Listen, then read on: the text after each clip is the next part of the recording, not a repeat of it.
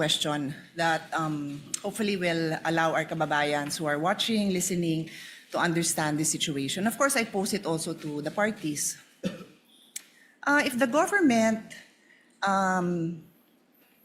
had in mind that there's a business, and of course, a particular businessman or businesswoman who is violating a lot of laws pertaining to the operation of their business, be it customs law, BIR, regulations, can they just proceed and pwede ba silang basta na lang mag-request ng dokumento o mag-file ng kaso na requiring the businessman and the corporation to produce those documents?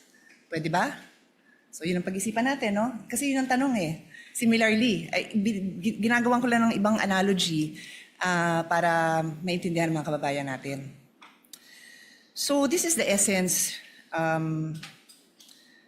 dear colleagues, parties, of the principle of due process.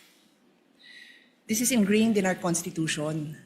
Totoo po na may karapatan ang gobyerno at obligasyon ng gobyernong patakbuhin ng maayos ang gobyerno, but it is always with due respect to the rights of every individual Filipino. That is the right to life, liberty, and property. So bago mo sagasaan yung right to life, liberty, and property, siguraduhin mo lang na may basihan ka. Yun lang naman ang sabi. So of course, ako, gusto ko talaga na maayos ang patakbo ng gobyerno para if somebody's life is also in danger, then government has to step up and prevent somebody's liberty. Kasi nga, sinasagasaan niya yung life and liberty ng ibang tao. So it's a balance, no? I think we can all agree it's a balance. So I want to go straight into a landmark case and I will ask both parties for their legal opinions on it kasi it is a legal proceeding. Pero gawin nyo lang simple para hindi masyado complicated para sa mga nakikinig sa atin. So in the landmark case of Stonehill versus Diokno, 1967 pa po to, karamihan ng mga lawyers hindi pa pinapanganak. The importance of due process was highlighted and the Supreme Court discussed 2 points.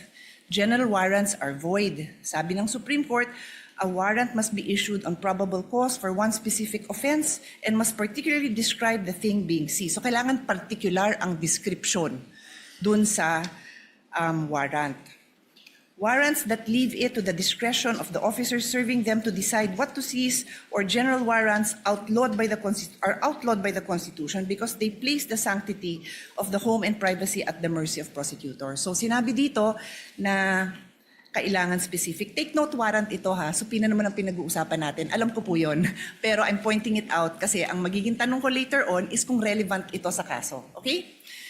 The other principle that was established in Stonehill versus Diokno was the exclusionary rule.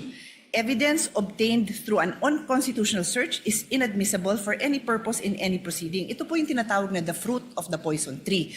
Pag nakuha mo yung information dun sa bawal na paraan, kung ano yung information mo, bawal ipakita yon. And this is where I need to get guidance from the presiding officer.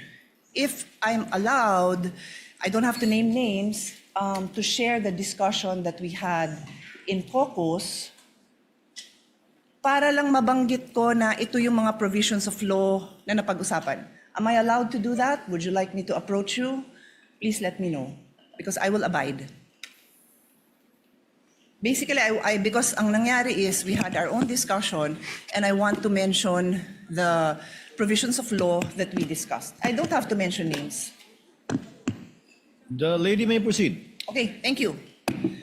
So, tungkol dito sa exclusionary rule, ulitin ko, fruits of the poison tree, dun nga sa aming very open discussion, and I thank many of our colleagues who were I think we engaged in a fruitful discussion for some, not for all.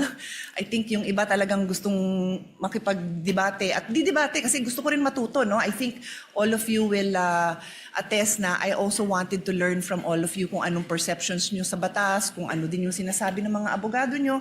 So dun sa fruits of the poison tree, sabi ko, kung yung pinanggalingan ng mga dokumento bawal na kunin ng basta-basta, then paano mo gagamitin?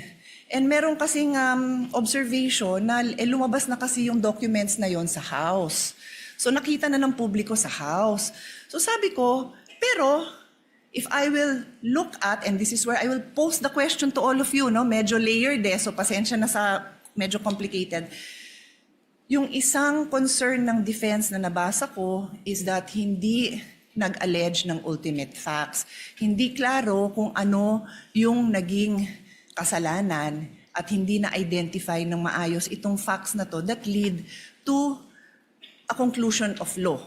So wala daw yun. Later on, I will ask both parties again to also clarify that. But the point is, kung walang basihan yung paglabas ng ebidensya na yon, it is the fruit of the poison tree, then you cannot use it. So yun yung importante dito kasi I'm sure nakita nyo no sa korte kahit sabihin nyo pong sa mga legal drama na na-throw out. The case is thrown out because na-violate ang due process. So that's the discussion I want to have. I want to hear both ha. Wala akong kinikilingan dito. I'm just explaining na yun yung argument ng defense na walang due process, kulang at why prosecution would you say na nasusunod yung due process. And before I give the floor to the parties, yung sinabi kong kaso na Stonehill versus Diokno, very interestingly, involves the esteemed father of our colleague, Congressman Prosecutor Chel Diokno.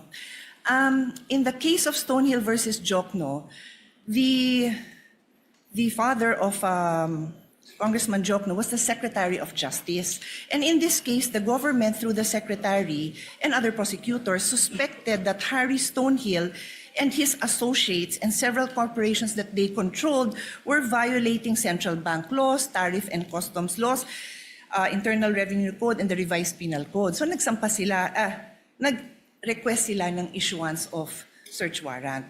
At ang gusto nilang tingnan is books of accounts, financial records, vouchers, receipts, ledgers, etc., and other documents showing all the business transactions.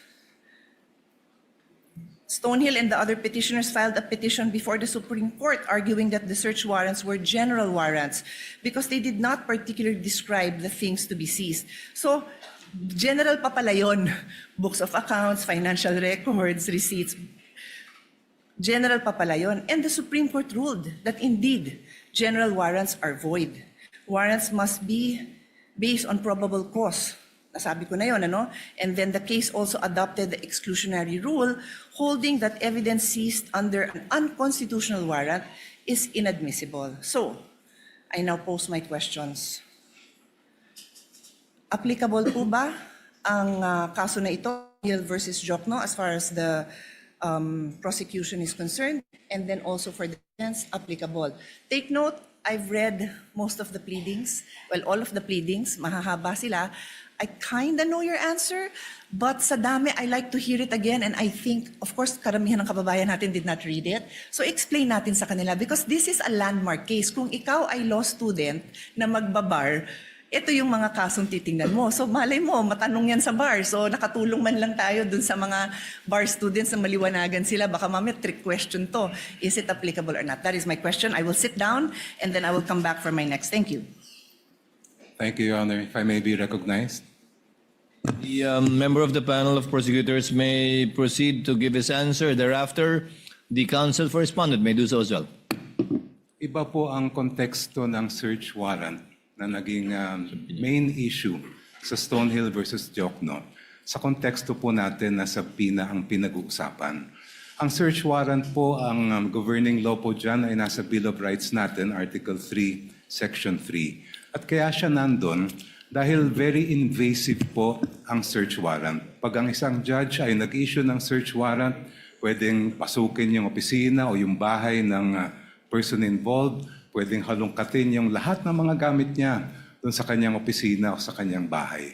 Kaya po naglagay ng maraming limitasyon ang ating konstitusyon dahil marami ng pang-aabuso, marami ng mga halimbawa ng pang-aabuso na nangyari kahit noon pa. Iba po ang pinag-uusapan natin ngayon. Ang pinag-uusapan natin ngayon ay subpoena. Hindi po ito license to enter an office or to search any place. Ito po ay mismong humihiling lang ng mga dokumentong nakasulat sa loob ng subpoena. Therefore, the contexts are very different. When we speak of a search warrant, I do agree there should be very specific limitations on how that warrant can be enforced. Pagdating naman po sa subpoena, meron din po yan, but that is not governed by the Constitution. It's governed by Rule 21 of the Rules of Civil Procedure, which basically provide that for a subpoena to be valid, it must be relevant and it must be definite. Ibig po sa relevance ay may kinalaman na may kaugnayan yan sa mga kailangan patunayan ng mga facts. At pagdating naman sa definiteness ay klaro kung anong mga iba't ibang dokumento ang hinihingi. In our case, we respectfully submit, Your Honors, that we have met both the standards of relevance and materiality. The BIR records, the bank records, and the records of the Anti-Money Laundering Council are relevant to the facts in issue pertaining to the charges of unexplained wealth. Hindi po natin malalaman kung talagang merong unexplained wealth ang Vice President kung hindi natin mabubuksan yung kanyang mga bank records, kung hindi rin natin makikita at mailalatag ang anti-money laundering at BIR records po nila. And insofar as definiteness is concerned, we have specified the particular documents that we are requesting, and we have included as well an explanation of why those are important. Kaya sa aming pananaw po ay we have satisfied the requirements for a subpoena do Sesteco. Thank you. Mr. Presiding Officer, before we recognize the defense, just a quick follow-up question. Hindi ko may lapit eh. Bigyan ko ng time na bulungan muna siya ng kasama. I'm sorry. Okay na kayo? No, it's okay. Senator Judge Pia, would you like the counsel for respondent to answer? Not yet, Mr. Not yet. My Okay. request was if Okay. I'll just ask a follow-up question. You may proceed, Thank ma'am. you. Thank you for that. I appreciate his Honor's response. May I simply point out, and again, please give me your explanation. Tama ho yung pagkabanggit nyo na yung nature ng search warrant very invasionary, di ba? Because it requires that pasukin yung bahay, halughugin yung gamit. Pero hindi kaya invasive din yung paghalughog ng records? Is that not extremely parallel? I mean, is it not very similar in the sense that what is being questioned now are the very essence of somebody's savings, earnings. So, which we have to agree. I think there's no doubt that that is protected. But in fact, His Honor is saying that it would fall under the police power. So, imbis na papasukin mo sa bahay na nandun yung mga dokumento, you will do the same by asking these agencies, whether it is the BIR, the banks, or AMLA, to now reveal these documents. So that's my question. Is it in the prosecution's, is it the point of view of the prosecution na iba yun? Hindi ba invasive yun? Kayo gumamit ng word na invasionary, no, but I'll use invasive, I think. Yeah. Anyway, please answer, and then we'll give the floor to the defense, Mr. Presiding Officer. Counsel for the panel for prosecutors may Thank you, Your answer as he pleases. Yung pong search warrant, kung ano man ang makuhang ebidensya doon, ay direktang binibigay po yun sa court, and that is now considered as evidence by the court that issued the search warrant.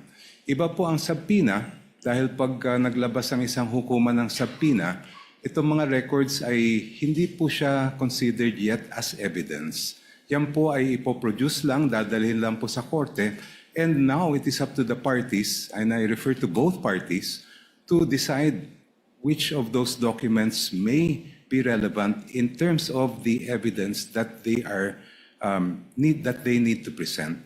Yung pong nakikita po natin sa subpoena, it is not in any way invasive, because as I mentioned earlier, as pointed out by Senator Enrile when he was the presiding officer in the Corona trial, we are simply having those documents produced. The admissibility of those documents will only be determined after, if offered by the parties. Kaya po sa aming mga pananaw ay malaking-malaki ang pagkaiba ng search warrant sa subpoena.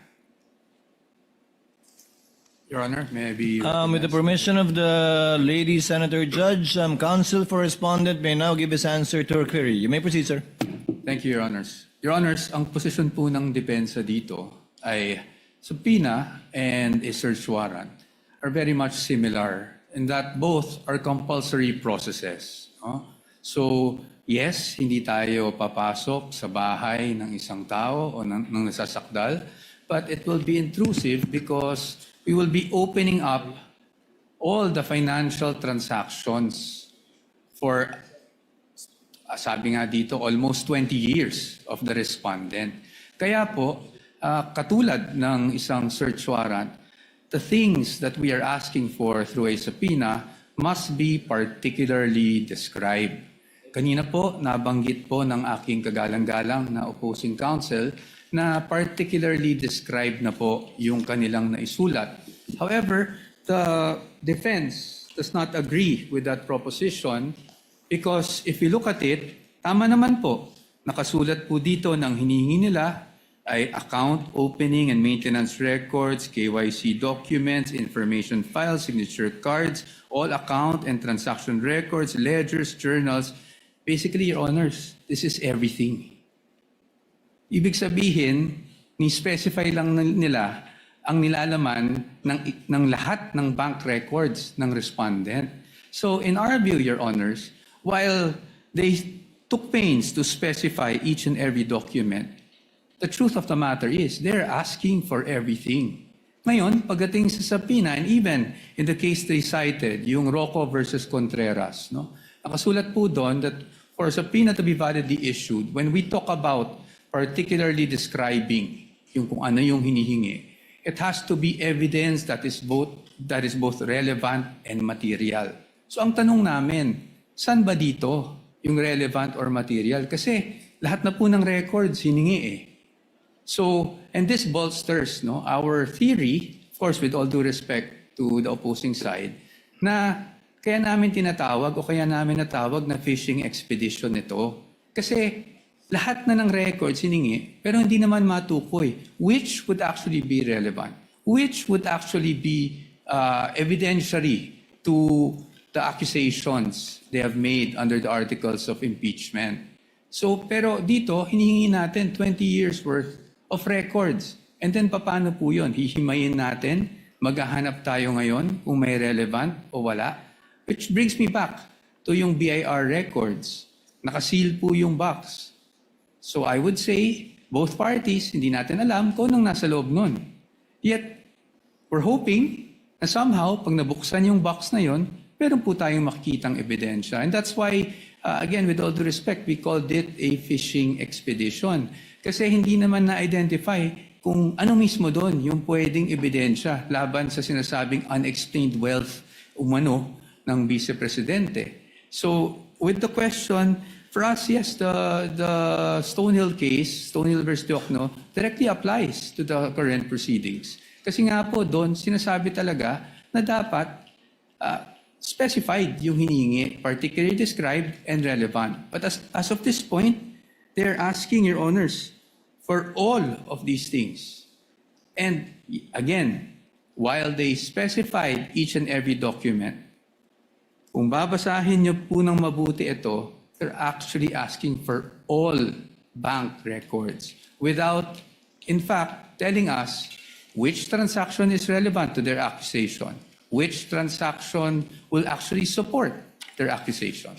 Yun po yung aming pananaw dito sa tanong ng ating kagalang-galang na hukom. Thank you po. If Your Honor, please may be allowed to respond. Hold on, counsel for the panel of prosecutors. Senator Judge Pia is the one asking the questions. Unless it's not a debate between the two counsels. You're merely responding to answers from questions by senator judges. I actually prefer not, pero alam mo na, baka sabihin naman na may bias tayo pag di ko naman pinayagan. Di payagan. No, I defer to... Senator Judge Pia, you asked the question, they answered. It is not for the opposing counsel to answer points raised. They had that chance when they did their oral arguments, rebuttal and surrebuttal. You may proceed with your question, Senator Pia. Sige, my question is, what is your question? or what is your comment? Go ahead. Right. But keep it brief. Keep it brief. Thank you so much, Your Honor.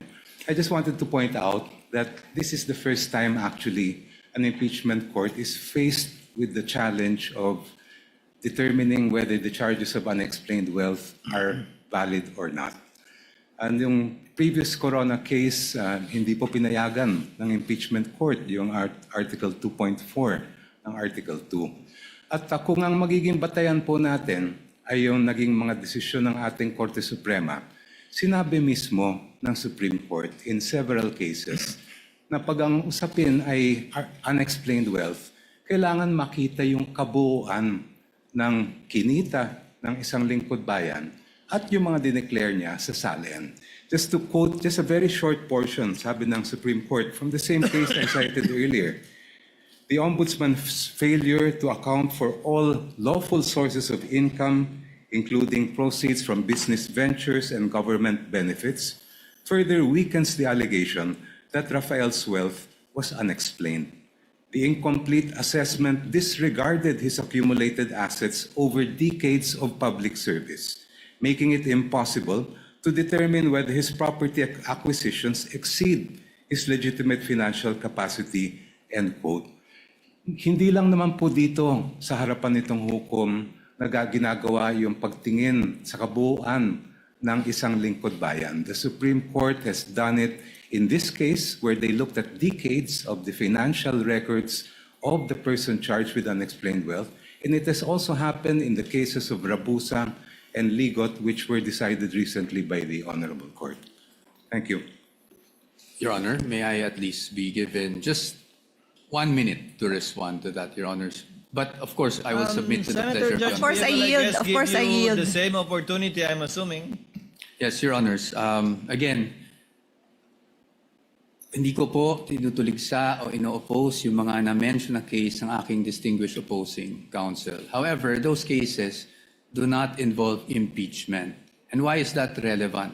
Because in impeachment, as we have said, merong allegation ng unexplained wealth pero wala naman pong nakasuporta na mga documents para makita natin ano ba yung basis na naging aligasyon. Pangalawa po, again in impeachment, according to the case of Duterte versus House of Representatives, meron po tayong tinitingnan kung ano ba talaga ang impeachable offense. At yun po ay again, offenses or acts or omissions committed while the public officer is occupying the impeachable office and in relation to such office. That enough, Your Honors, is very clear under the decision.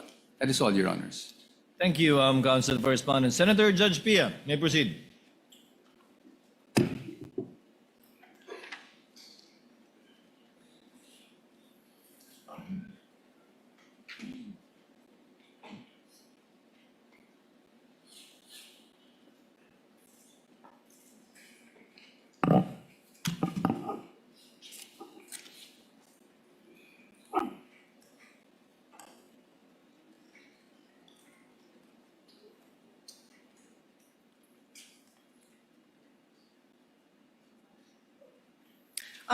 Mr. President, Mr. Presiding Officer, I'll go to my next point, but it will kind of overlap with this point as well, so bear with me.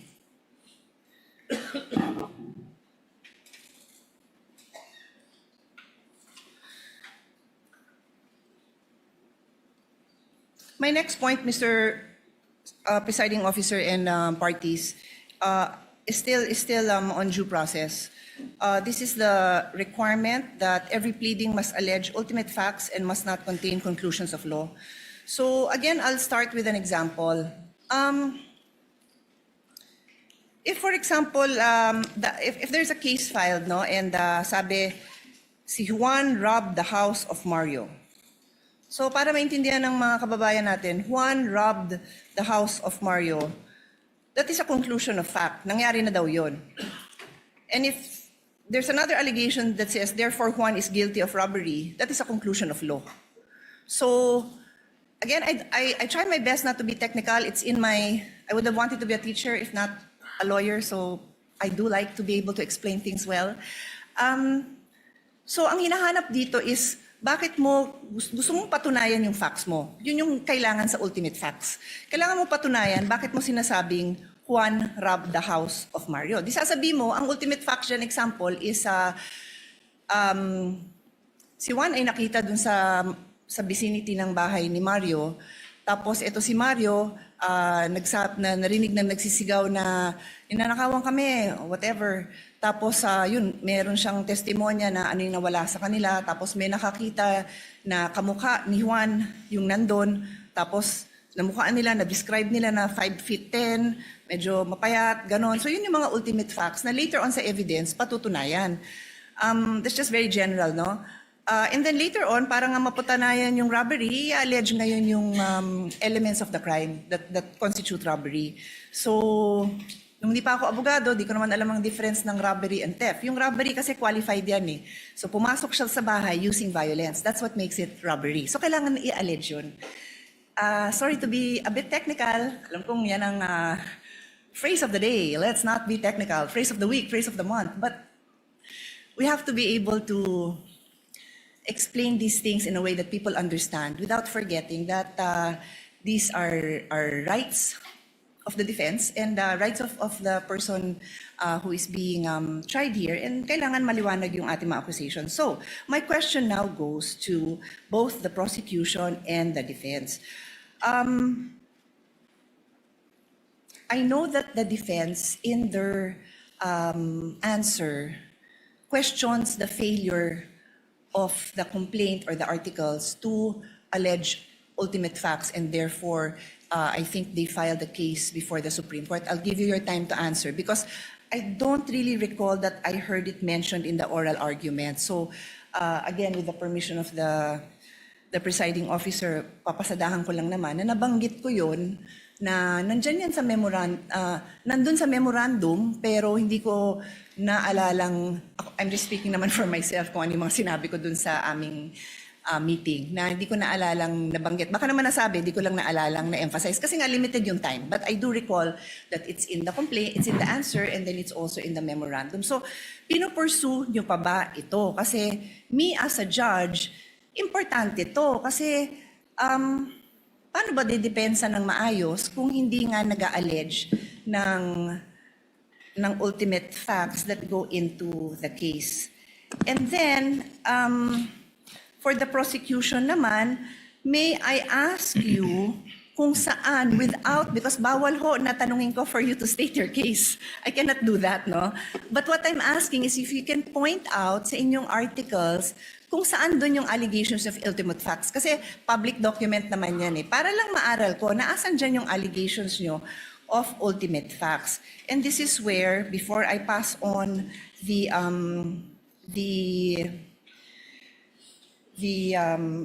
floor to the parties to answer, I want to go into the principle of fishing expedition.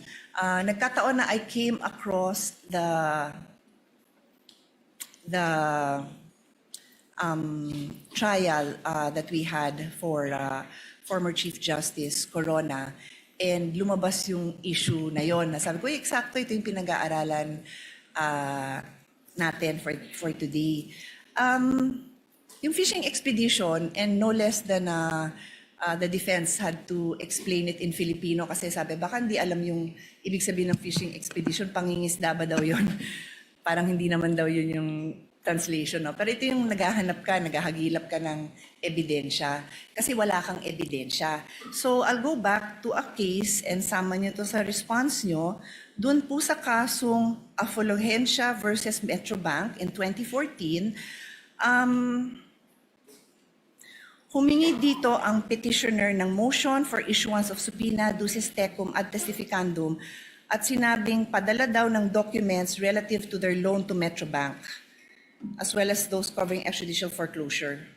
Sabi ng Supreme Court, this is tantamount to building their whole case from the evidence of their opponent. Bawal daw yun. Hindi daw pwede na yung kaso mo, nakabase lang dun sa, sasabihin mo dun sa kabila, labas mo nga lahat ng meron ka dyan. No, your case has to be built. Yung evidence mo has to be there. So I will also ask both parties, is that jurisprudence relevant to this case for the prosecution and then also for the defense? And then let us also include a discussion on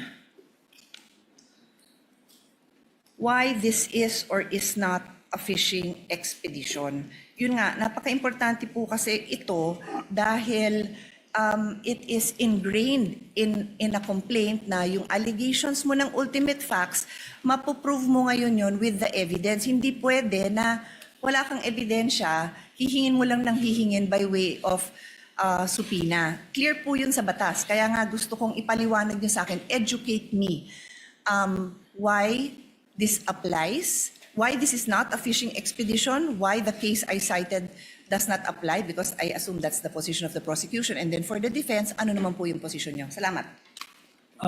The counsel for respondent will give his answer first with respect to the question of Senator Judge Pia on ultimate facts as well as on fishing expedition. Thereafter, counsel for the panel of prosecutors. You may proceed, sir, when you're ready. Thank you, Your Honor. Pagdating po doon sa sinasabi namin na lack of ultimate facts, no? Ito po yung nagsimula pa lang doon sa Committee on Justice when the impeachment complaints were filed. Because the allegation, and I'll stick just with this, I believe, Article 2. Pagdating po kasi doon, there was an allegation of unexplained wealth. Pero wala pong nakasulat kung saan nila nakuha, ano yung basehan ng unexplained wealth na yon. Ano yung act na ginawa ng Vice Presidente, kailan yon ginawa. At so sa amin, para masabi nilang nagkaroon ng unexplained wealth.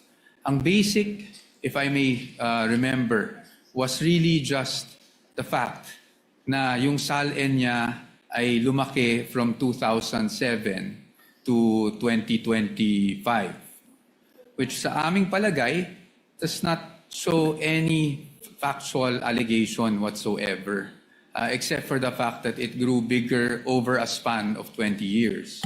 Pangalawa, wala rin pong naka-attach, which I mentioned in the oral arguments last week, na kahit anong ebidensya or kahit supporting document man lang, huwag na nating tawaging ebidensya, supporting document that will support any allegation whatsoever of unexplained wealth.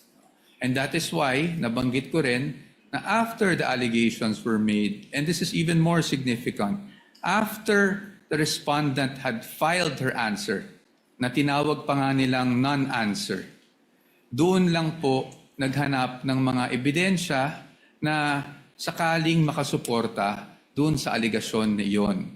That's very important for us because we had already filed our answer before AMLAC documents were suddenly produced with the issuance of subpoenas, before the BIR box were concerned, that we are concerning ourselves with was presented before the Committee on Justice. Nasa panahon na yun, tapos na po kami sumagot. In fact, when they were saying that it was a non-answer, to be very candid with everyone, we wanted to say because it was a non-complaint. Kasi walang ultimate facts na naka-allege for us to even answer.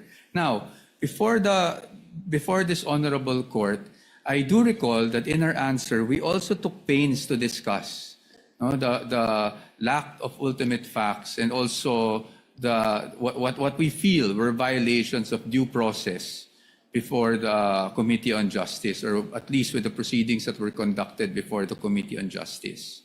And that is also why we have a pending motion for exclusion na ikinalakip namin dun sa answer precisely because we were objecting to the fact that these pieces of evidence were produced after we had already filed our answer.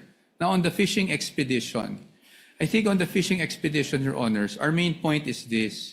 Even if we read the twin requests for subpoenas, ulit-ulit po, nakasulat po doon, because this may show context, because this may show, prove something. At para sa atin, this only shows, and at least, again, on the part of the defense, this is somewhat already an admission na hindi pa nga nila alam kung ano mismo doon sa mga hinihingi nila ang pwedeng sumuporta sa mga aligasyon na unexplained wealth. And that's why, if you read the entire request, it uses the word may several times, and it even says in one paragraph, I think it's 3.24, but I might be mistaken, that at least with the request for, with their memorandum, rather, in their memorandum, nakasulat po doon that this does not assume wrongdoing, but they want those documents nonetheless to see if something there will actually help support their allegations. That is why we are calling it a fishing expedition. Dahil in Tagalog, para po maintindihan, sa aming pananaw, sa dami ng hinihing dokumento, para po itong nagtatapon po tayo sa dagat ng isang napakalaking lambat at umaasa tayo na kahit papano may mabingwit kahit isang pirasong ebidensya. Maraming salamat po. Counsel for the panel of prosecutors, the Honorable Jokno. Thank you, Your Honors. The question propounded to this representation first is, what are the ultimate facts alleged in the articles of impeachment? Yun po ay nakasaad sa page 7 of the articles. And if I may be allowed to just read them briefly. You may do so, Counsel. Thank you, Your Honor. Respondent Vice President Sara Duterte committed culpable violation of the Constitution and betrayed the public trust when she, A, amassed unexplained wealth manifestly disproportionate to her lawful income and earnings during her incumbency as a public official. B, failed to fully and truthfully disclose all her and her spouse's assets, liabilities, and net worth in her statement of assets, liabilities, and net worth, including in her salents for the years 2022, 2023, and 2024. And C, failed to divest and instead willfully continued all her business interests during her tenure as Vice President for the years 2022, 2023, 2024, and 2025. Please allow me to briefly explain why these are ultimate facts. Ultimate facts are basically the essential factual elements that make up a party's cause of action or defense. Halimbawa po, pag murder, treachery, evident premeditation, lahat ng mga kinakailangan ng batas para mapatunayan na murder po siya. In our case, we are alleging, first of all, unexplained wealth. And based on the jurisprudence, the elements of unexplained wealth, the factual elements are amassing unexplained wealth, manifestly disproportionate to one's lawful income and earnings during one's incumbency as a public official. So, nasatisfy po namin yung requirement na pag-allege ng ultimate facts or essential factual elements sa tatlong bagay na po ito. The evidentiary facts follow in the succeeding pages of the articles. Doon po namin dinitalye kung ano yung mga iba't ibang paraan kung paano nakuha o naamas ni Vice President yung ang sinasabi natin na unexplained wealth. On to the issue of fishing expedition. Yung pong fishing expedition po ay halimbawa may sabpina na baka sakali meron tayong makita. Yun po ang ibig sabihin ng fishing expedition. When the party requesting information does not know what might be produced and just as an off chance tries to use that instrument in order to gain evidence that may be used against the other party. Dito po, malaki ang pagkaiba ng sitwasyon. Maalala po ninyo, during the hearings before the Committee on Justice, the Executive Director of the Anti-Money Laundering Council testified and produced documents showing that from 2007 up to the present, 6.7 billion pesos ang dumaan po sa account ni Vice President Sara Duterte. On that basis, and if we go deeper into that report, it says that during the period from 2007 to 2013, during the time that she served as mayor and vice mayor, umabot po sa halos o lampas 3 bilyong piso ang dumaan sa kanyang mga accounts. So may basehan po tayo para ipalabas ang bank records. We are not just guessing that there is something there because the AMLA itself has confirmed that there were covered and suspicious transaction reports submitted to them in those amounts that I mentioned. Malayo po ang fishing expedition sa ginagawa ng prosecution dito po. If we had no basis at all, if we did not know what was in the AMLA reports, ayun po, maaring sabihin na fishing expedition. But in this particular case, we know, because these are matters of record presented before the Committee on Justice. Second po, ang fishing expedition, maaring magamit yan sa ibang mga alegasyon tulad ng baka meron kang hindi na-declare sa iyong SALN. But when it comes to issues of unexplained wealth, it's very clear. The decisions of the court are very clear. To know whether a government official has amassed unexplained wealth, we must look at the entire incumbency of that official. Starting from day one, we look at their SALN, we look at all the income that he or she has earned, both lawful and not, and from there we make a determination whether there was unexplained wealth or not. For these reasons, Your Honors, the fishing expedition argument, in our view, is totally untenable. Senator Judge Pia, do you have further questions?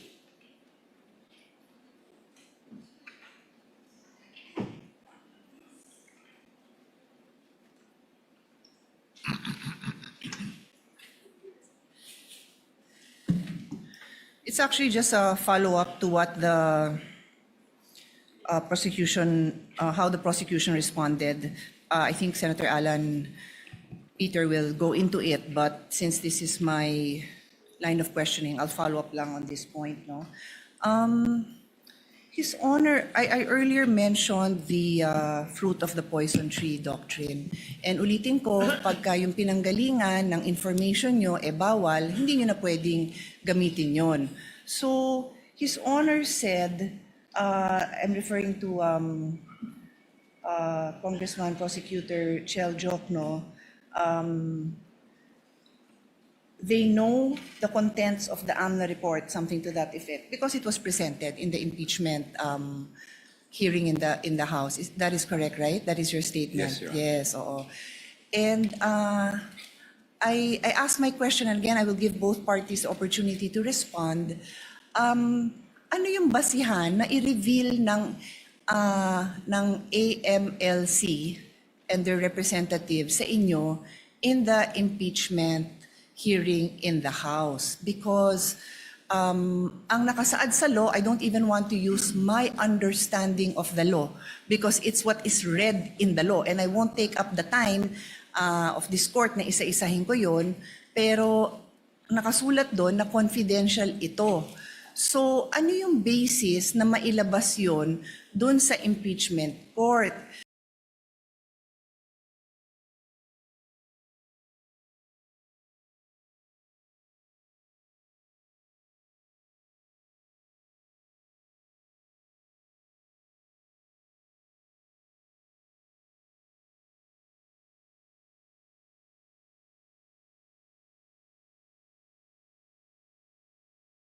Because, and since the mga allegations na meron kayo. So that's my question. And during our caucus, isa din sa lumabas na discussion, pero allowed ang AMLC and the specific officers to share that information. But the specific provision of the law, and please, both counsels, please respond, please elaborate on how this supports or does not support your case. A specific provision dun sa batas, yung sharing of information na yon, sabi, oy, kayo AMLC Council, mag-develop kayo ng rules kung paano kayo makakapag-properly share sa agencies. I believe, and again, you feel free to elaborate on this or correct me, that's referring to the bank institutions, the AMLC hierarchy, and the agencies they deal with, not in court, because ulitin ko, nakasulat doon, confidential. So I will leave this here, that if it is confidential, it does not allow that this be divulged in the manner it was divulged. Then how do you use that? Because that is precisely the doctrine of the fruit of the poison tree. Please take your time to tell us why That information is not the fruit of the poison tree, and obviously for the side of the defense, they will tell us why they believe that it is the product of the fruit of the poison tree. Thank you, Mr. President. Counsel for the panel of prosecutors will please respond. Your Honor, Section 8A of the Anti-Money Laundering Law is really intended to prohibit or prevent leaks by officials of the Anti-Money Laundering Council. But it was never intended to prevent subpoenas coming from courts, including the impeachment court. Almost every week, the Sandigan Bayan issues subpoenas for AMLA records. And despite what would appear to be a very categorical prohibition contained in that section, every time subpoenas are issued by the Sandigan Bayan, they are honored by the AMLA and no one is questioning them. Ganun din po itong impeachment court. The subpoena issued by this impeachment court is for the purpose of determining accountability based on the power that is expressly given by the Constitution. Ang amin pong paniwala is that confidentiality cannot trump accountability. Thank you. Counsel for respondent, may reply. Thank you, Your Honor. I cannot verify if indeed the Sandigan Bayan, as mentioned by opposing counsel, issues subpoenas against AMLAC every week. So that I will not comment on because I cannot verify that. What is clear to us, Your Honors, as we have demonstrated last week, is that 8A is an absolute prohibition. And again, this was the latest amendment of the law back in 2021. And for us, Your Honors, that is why when this was presented, the House Committee on Justice, we had our objections to such matter. And in fact, Your Honors, it is the subject of our petition, the Supreme Court, and aside from that, a subject of our motion for exclusion before this Honorable Court. Ngayon po, sa atin, talagang yung tinutumbok natin is, it is in fact within the fruit of the poisonous tree. In fact, I'm surprised, Your Honors, because, Your Honors, nabanggit na rin po ng aking distinguished opposing counsel na nakita na nila, may records na sila. In fact, if I'm not mistaken, it was also attached to the articles of impeachment. So kung meron na pala, bakit pa nila pinapasapina ngayon sa impeachment court? Is it because, I don't want to speculate, maybe I just won't go there. But ang sa akin lang po is, we have questioned this all throughout. No? Why? Because to us, unang-una, bawal siya. Pangalawa, hindi siya relevant. Bakit hindi siya relevant? Your Honors, transactions do not equate to wealth. Transactions do not equate to net worth. Especially if tinatali natin siya sa SALN. Because transactions happen over the course of the year, and in this case, years. But when you talk about SALN, we talk about net worth on a specific date in time, which is December 31 of every year. So sa atin po, ang aming pananaw dito ay hindi po relevant at hindi po, it will not directly show anything about wealth. Kasi, again, AMLAC transactions do not equate to net worth of a certain person. And that is why, Your Honors, we have opposed this. And we have opposed this since the time it was being presented at the House level. Thank you, Your Honors. Just for the record and for the information of the senator judges, I'm not sure about the Sandigan Bayan issuing a subpoena every week as well against AMLAC. But I'm well aware, the court is well aware of cases decided by the Supreme Court precisely on subpoenas issued by the Sandigan Bayan vis-a-vis the AMLC. Senator Judge Pia, can you wind up? You're done?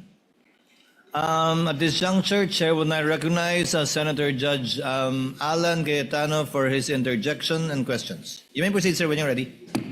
Before I ask question, Mr. Presiding Officer, may I thank you, the Senate President Win Gatchalian, former Senate President Tito Soto, and the whole court, because in our caucus, you did three things. One, you allowed us to have the weekend to review all of the laws so that we can ask more intelligent questions.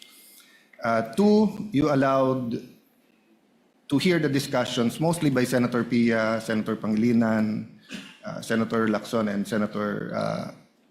former Senator Soto. And then number three, we discussed how a complex, or what word did you use a while ago, Mr. Presiding Officer, that it's two motions, but there are There may be issues underneath. or issues sub-issues and underneath. sub-issues. So that after we ask questions and after you make a ruling, we'll, instead of asking for a division of the House just in case we do not agree, I'll make a manifestation, and then if others agree on how we can manifest or submit in writing in what parts of the ruling we agree or disagree for the record.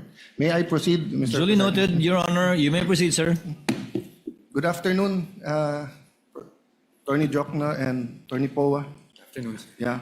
So I really want to be enlightened. I have no illusion na magkakasundo yung dalawang side today because you have the eloquent Attorney Jokno on one side and the eloquent no joke on the other side. So sa pangalan pa lang baliktad na. But I think the discussions are very important.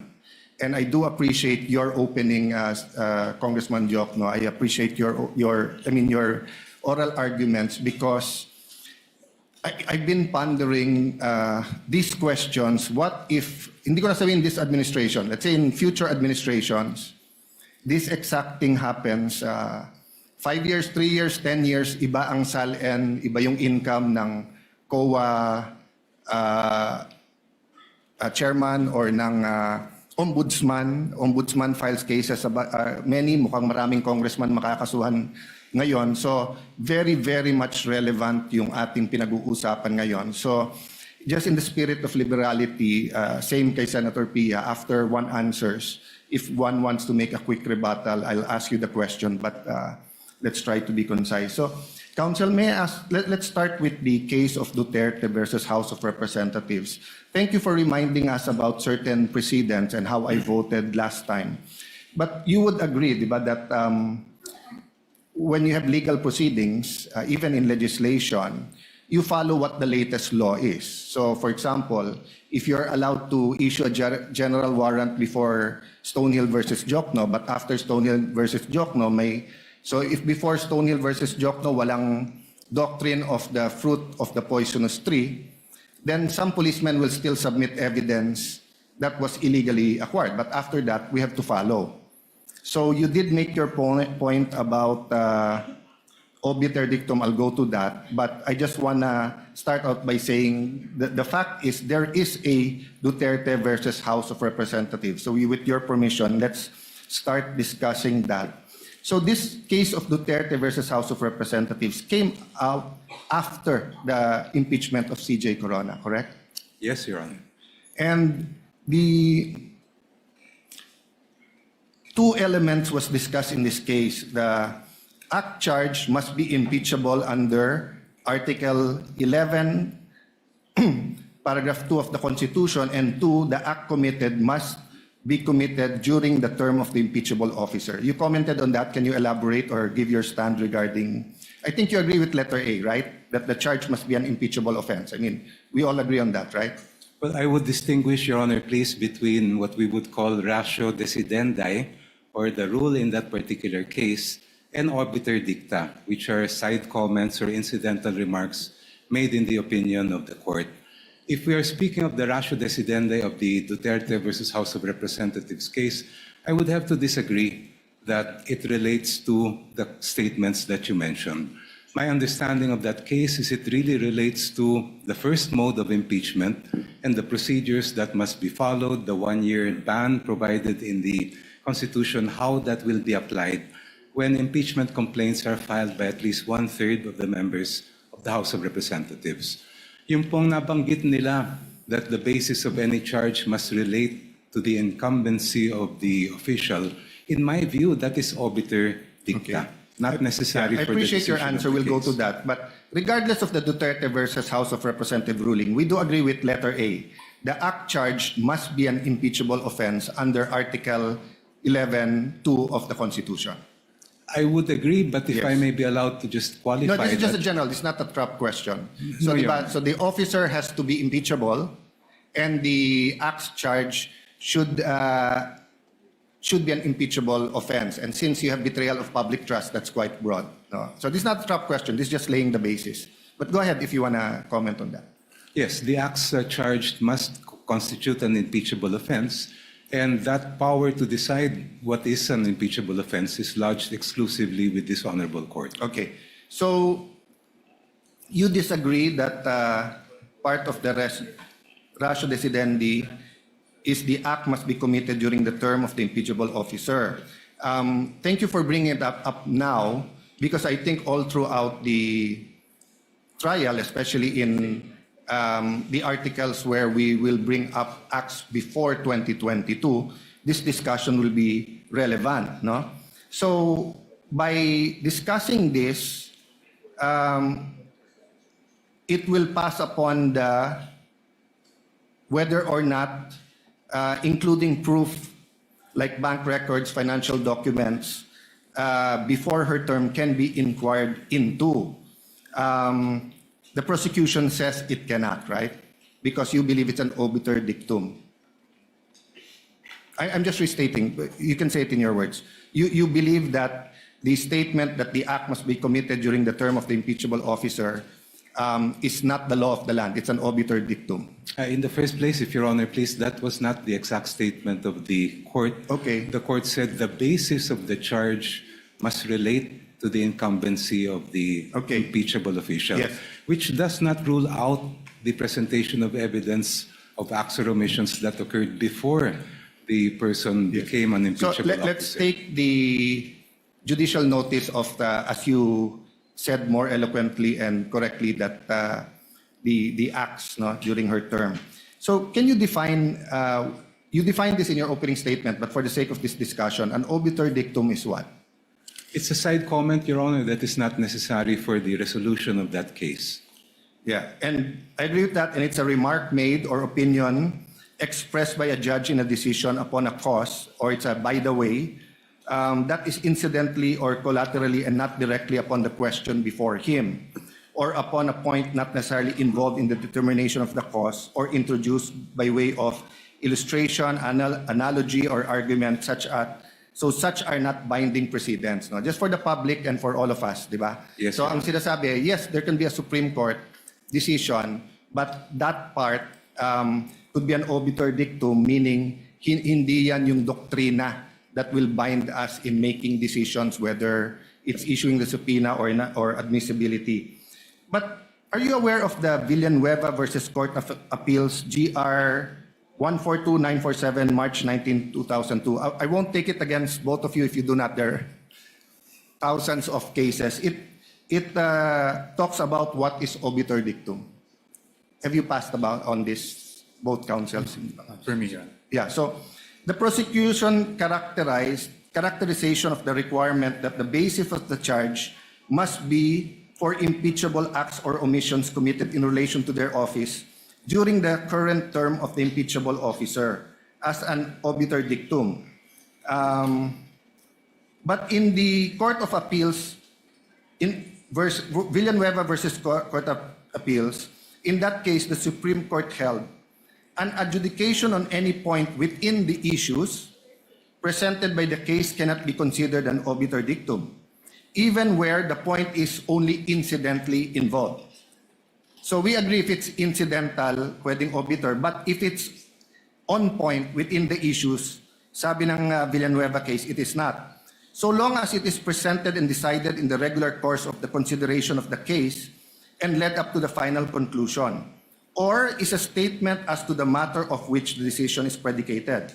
The court added that a point expressly decided does not lose its value as a precedent because the disposition of the case is or might have been made on some other ground, and that where a court decides several points, none of such points can be regarded as having the status of a dictum. And one point should not be denied authority merely because another point was and more dwelt on and more fully argued and considered. So going back to the Duterte versus House of Representatives, the requirement that an impeachable act be committed in relation to their office and during the current term was not a remark made by the way. The Supreme Court en banc laid it down as one of the enumerated principles that due process requires, which is the very ground on which the ruling was predicated. even if the court also struck down the 2025 impeachment complaint based on the one-year bar, so this is the question. Does it not render the due process requirement laid out as a mere obiter dicta, or because it's based on due process, regardless of the mode of initiation, regardless of the mode of how the articles of impeachment got here, isn't due process still a requirement? If I may be recognized, Yes. Your Honor. Counsel for the panel of prosecutors may respond. Precisely, Your Honor. If a matter is within the issues resolved by the court, then it may not be considered as obiter dicta.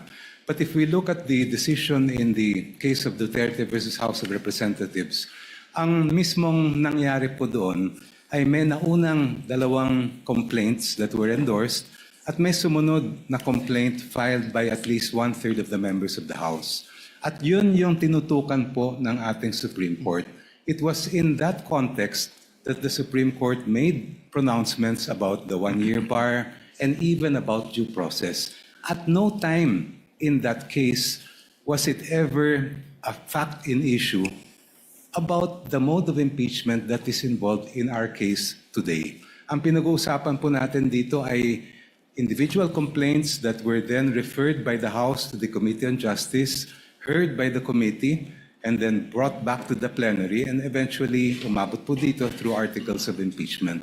So kahit may sinabi ang Supreme Court about impeachable offenses in relation to the charges, kami po ay naniniwala na hindi po yan pumapasok o sumasakop sa issues that were decided in that case. I'll not argue with you because that's not my job here. I'll follow the Pia Cayetano style and move to the defense. But just a follow-up question on that. So I respect your belief on that. But my point is, the legal principle of due process applied to that mode, is it not logical that it's the same legal principle on due process even if you use another mode? First of all, if Your Honors, please, when we speak of due process, of course, there are two types, substantive and procedural due process. And when we speak of substantive, we're talking about protections to life, liberty, and property. Wala naman pong ganun na issue po dito sa atin because office is not a property. We're not talking about the life or liberty of the respondent. Ang pinag-uusapan po natin dito kung due process ang issue ay simply fundamental fairness. And I do believe that this proceeding does require fundamental fairness, but at the same time, it does not require that this court be hamstrung in terms of how to decide whether an offense is impeachable or not. That power is exclusively given to this court at dapat kayo lang po ang magdesisyon at magpasya kung ano nga ba yan. So when we speak of what is an impeachable offense, may kaugnayan po yan doon sa nabanggit ninyong the basis of the charge must relate to the incumbency. Because in our view, that is really something that each member of this honorable court will have to decide when the time comes. Yeah, later on, I'll ask you that question, whether or not, what, if ever, can the Supreme Court decide, or what of their pronouncements will be applicable to this court and that. But my point is, if we're saying that pag ang mode of initiation is by one-third na pumirma diretso at ang nakalagay doon committed in relation to their office during the current term, wouldn't it be illogical if you use another mode and pwedeng hindi committed in relation to their office and during their current term? I don't think the Supreme Court would be illogical in saying this is the principle for due process in this mode but not in this other mode. Even if we assume, Your Honor, that that is not obiter, the statement that the basis of the charge must relate to the incumbency of the impeachable officer, we submit that that still applies and we have satisfied that test. Okay. As I mentioned in my opening statement, integrity cannot be divided. Hindi po pwedeng biyakin ang integridad. So on that point, so if a president, an ombudsman, a COA chair who's let's say 60 years old but he started in government at 20 years old, he can be impeached by something he's done when he was 20 to 30, not only on what he's done when he was already an impeachable officer? If we are speaking about unexplained wealth, Your Honor, I have repeatedly cited the cases of the Supreme Court that provide that we must look from the reckoning of the first day of service of that public official, look at all the income that person has amassed, and determine whether it is manifestly disproportionate to the lawful income that he has reported. Yes, I agree in terms of holding that person liable and accountable. But what I'm saying is that, let's say he was a counselor, then he was a customs director, then he was BAR, then he's now COA. Isn't the remedy for all his other positions that weren't impeachable is through the regular courts and regular case build-up, etc. But once you're an impeachable officer, you're being held accountable during the term that you are, in fact, an impeachable officer, because usually when you're an impeachable officer, it's too hard to prosecute you the normal way. Isn't that the logic there, or you disagree, counsel? I would have to respectfully disagree. Ang pinag-uusapan po natin kasi dito ay betrayal of public trust. And I think it's very clear that when we speak of betrayal of public trust, essentially we are looking at whether the public official is fit or unfit to continue in service. Kung siya po ay nakapag-amass ng unexplained wealth, nung siya ay vice mayor o mayor na umaabot sa bilyon-bilyones, I think that would have a very big impact on the court's decision whether that person should continue in office or whether they are fit to have that office. Okay. As I said, With the I won't permission argue. of Senator Judge Alan Cayetano, with your indulgence, sir, a request was conveyed to the presiding officer to declare a very brief break. This is not a break for all of us, but a very brief break of 5 minutes so that council may answer to the call of nature. That was the message conveyed to the presiding officer, including Senator Judge Cayetano. So Chair declares a 5-minute break. We shall resume at 4:05.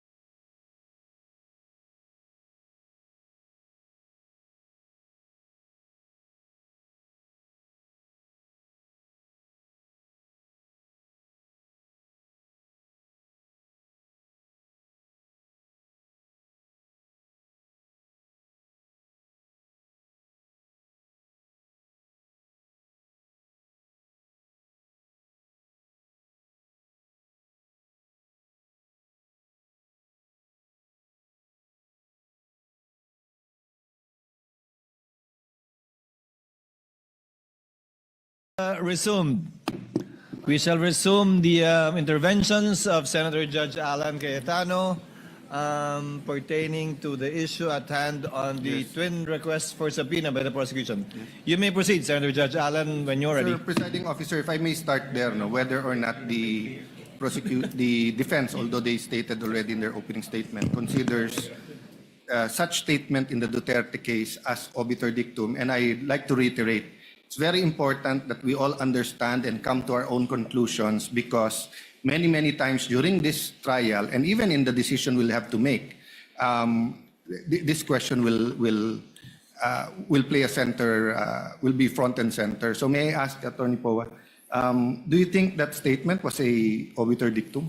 As stated, Your Honors, thank you for the question. As stated last week, Your Honors, it is our position of the defense that that is not obiter dictum, precisely because, Your Honors, it is our theory that when the Supreme Court decided the case of Duterte versus HOR, the point that the one-year bar was triggered is precisely because there was a violation of due process. That's why, if you read the decision, Supreme Court, through the words of course, Senior Associate Justice Marvic Leonen, painstakingly discussed what due process is actually in an impeachment proceeding. And in fact, there was a line in that decision that says that they wanted to clarify the guidelines on impeachment proceedings. Further to that, Your Honor, hindi lang po sa decision, pero pati po doon sa binibigay na primer or summary ng Supreme Court bago nila ilabas yung buong decision, they enumerated the guidelines, which were around 7 points, if I'm not mistaken. And the 6th point is actually on what is an impeachable offense. And in fact, we have prepared copies of that primer for the senator judges, which we can distribute, so that makita po nyo na while ang effect ay na-trigger yung one-year bar, it was really due process that the Supreme Court was discussing in that case to guide. Yes. Commission Counsel for Respondent, kindly submit that to the Clerk of Court. Yes, Your Honor. Thank you. You may proceed, sir.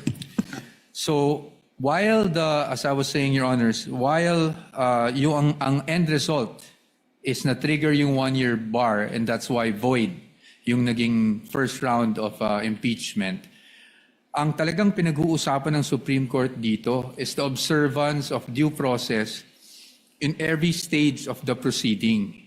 And that is why it is very important na mapag-usapan natin na yung kasama doon is really kung ano ba talaga ang isang impeachable offense. At nakasulat doon, if I may quote, the basis of any charge must be for impeachable acts or omissions committed in relation to their office, meaning in relation to their impeachable office and during the current term of the impeachable officer. So that is why, Your Honors, it is the view of the defense na hindi po obiter lang itong pronouncement ng Supreme Court na to as to what constitutes as an impeachable offense. Yes. I'm not texting. I got on my phone the Duterte versus House of Representatives because, of course, my follow-up questions was to get into the mind of the prosecution when to apply the Duterte case and when not to. So, but I'll still ask you the same question. So, what's more logical, that the due process requirement that the acts committed should have been on the term is also applied to the other modes or just to the one-third mode? All modes of impeachment, Your Honor. That is our position. Kasi po, we would veer into absurdity, no? Na kung dun sa one-third mode tayo, ang impeachable offenses limited lang sa term, pero pagdating doon naman sa other mode, which dinaanan, admittedly, at yun ang dinaanan nitong current proceedings natin, mag-iiba ang definition ng impeachable offense. I do not see any logic on why there is a difference because an impeachable offense is an impeachable offense. So para po sa atin, that should apply. And in fact, the Supreme Court did not make a distinction as to the guidelines that it laid down in that decision, Your Honors, please. Yeah, so in the first page, Sabi dito, second, considering the nature of the offices and the institution that are subject to impeachment, in effect, its effect on the independence of constitutional departments and organs, and its nature as a constitutional process, all legal issues involving impeachment proceedings are subject to judicial review. While the court does not determine when, who, and whether an impeachable officer may be removed and disqualified from political office, it has the duty to construe and process mandated by the Constitution. So is this for you part of the ratio decidendi, or is this a obiter dictum? Ratio, Your Honors. In fact, that's why the Supreme Court, when it started the decision, said that the end does not justify the means, no? Because it was precisely discussing the means. Ano ba yung dapat nating sinusunod na proseso? So since we're talking about subpoenas, we'll go to the end and the means, the justified means. With the permission of Senator Judge Allen, I would just like to get the assent of the counsel from the panel of prosecutors. The document sought to be distributed by the counsel for respondent is a July 25, 2025 discussion on the Duterte v. HOR on the one-year bar rule. Again, it's dated last year. With the permission of the prosecution, we shall distribute it without prejudice to the counsel for the panel of prosecutors to also furnish whenever it shall so desire, because this issue, as pointed out by Senator Judge Cayetano, will linger until the end of the proceedings, without prejudice to the counsel from the panel of prosecutors to so furnish also Senator judges with their rejoinder to this document being furnished to the senator judges. Is that okay? Your Honor, I believe that, first of all, may we request for a copy of that document. I believe that document refers to the office of the spokesperson. That's correct, Of the yeah. Supreme Court, in which case, Your Honor, we would have to interpose an objection because any interpretation by the office of the spokesperson is not binding on the Supreme Court. What we must look at are the actual text of the decision. Well, counsel, you can say that in your rejoinder. Point that out in your rejoinder and point that out in your submission. We will do that, Your Honor. So ordered. Clerk of Court is directed to kindly distribute the copies to the senator judges without prejudice to the panel of prosecutors submitting a rejoinder to this document. Senator Judge Alan Cayetano, you may proceed, sir. Yes, Apologies for the interruption. Presiding officer, to be fair to I wouldn't have objected if you objected to the distribution, but realistically, we won't have time to read it because magruruling na Yes. after. So it'll be more of reference materials. But feel free also to, if you feel that you should submit in writing a rejoinder to be fair to everyone. So if the voting was tomorrow, and it would be unfair to distribute it. So can I ask the same question, Congressman? So I read, it's the first few paragraphs, no? Sabi kasi dito, you heard me naman, no? You want me to read it again, or? If I may be allowed to respond already to the Yes, go ahead. question. First of all, Your Honor, I think we must point out one of the plainest reasons why that statement in the Duterte ruling is obiter dictum. And that simply is because there was no trial yet to speak of when the Supreme Court rendered that decision. Paano po magiging issue yung nangyayari ngayon sa trial, samantalang nung dinesisyonan po yan, ay wala pa pong trial. Therefore, any statements by the court about how the trial should be conducted are outside the issues of that case, and while they may be guidelines, they are not binding as judicial precedent to us and to the future generations. Actually, I was referring to a different matter already, but just to that point, it's not how, it's what. Because it's paragraph 6. So the basis of the charge must be for impeachable acts or omissions committed in relation to their office and during the current term of the impeachable officer. For the President and Vice President, these acts must be sufficiently grave, amounting to the crimes described in Article 11, Section 3.1 of betrayal of public trust given by the majority of the electorate. For the other impeachable officers, the acts must be sufficiently grave that they undermine and outweigh the respect for their constitutional independence and autonomy. So this doesn't really tell us how to conduct the trial. This basically tells us is that if we don't follow that, we're endangered of having a trial that's void ab initio. I would have to respectfully disagree, Okay. Your Honor. I Anyway, believe- we've gone through that argument, and I won't argue with both of you. Going back to this is what I read. No? Second, considering the nature of the offices and the institutions that are subject to impeachment, its effects on independence of constitutional department and organs, and its nature as a constitutional process, all legal issues involving impeachment proceedings are subject to judicial review. I'll stop there. Kasi nabanggit mo kanina, may I speak English Filipino? Nabanggit nyo po kanina na that's for us to decide. And my interpretation, and I've felt like that many, many times, di ba, na zealous dapat ang impeachment court sa powers niya. Kasi not only because it's sui generis, wala tong apologize to Senator Judge Risa, my phone fell there. So, wala nga tong, you cannot appeal the decision of my belief, no? You cannot appeal the decision of to acquit or to convict to the Supreme Court, di ba? But the parameters, so let me use the words of the Supreme Court, no? Ang sabi niya, all legal issues involving impeachment proceeding are subject to judicial review. So you disagree with this or you agree? In context ng sinabi mo kanina na it's within our power to make these decisions. I believe the controlling decisions there, Your Honor, are the cases of Gutierrez and Francisco.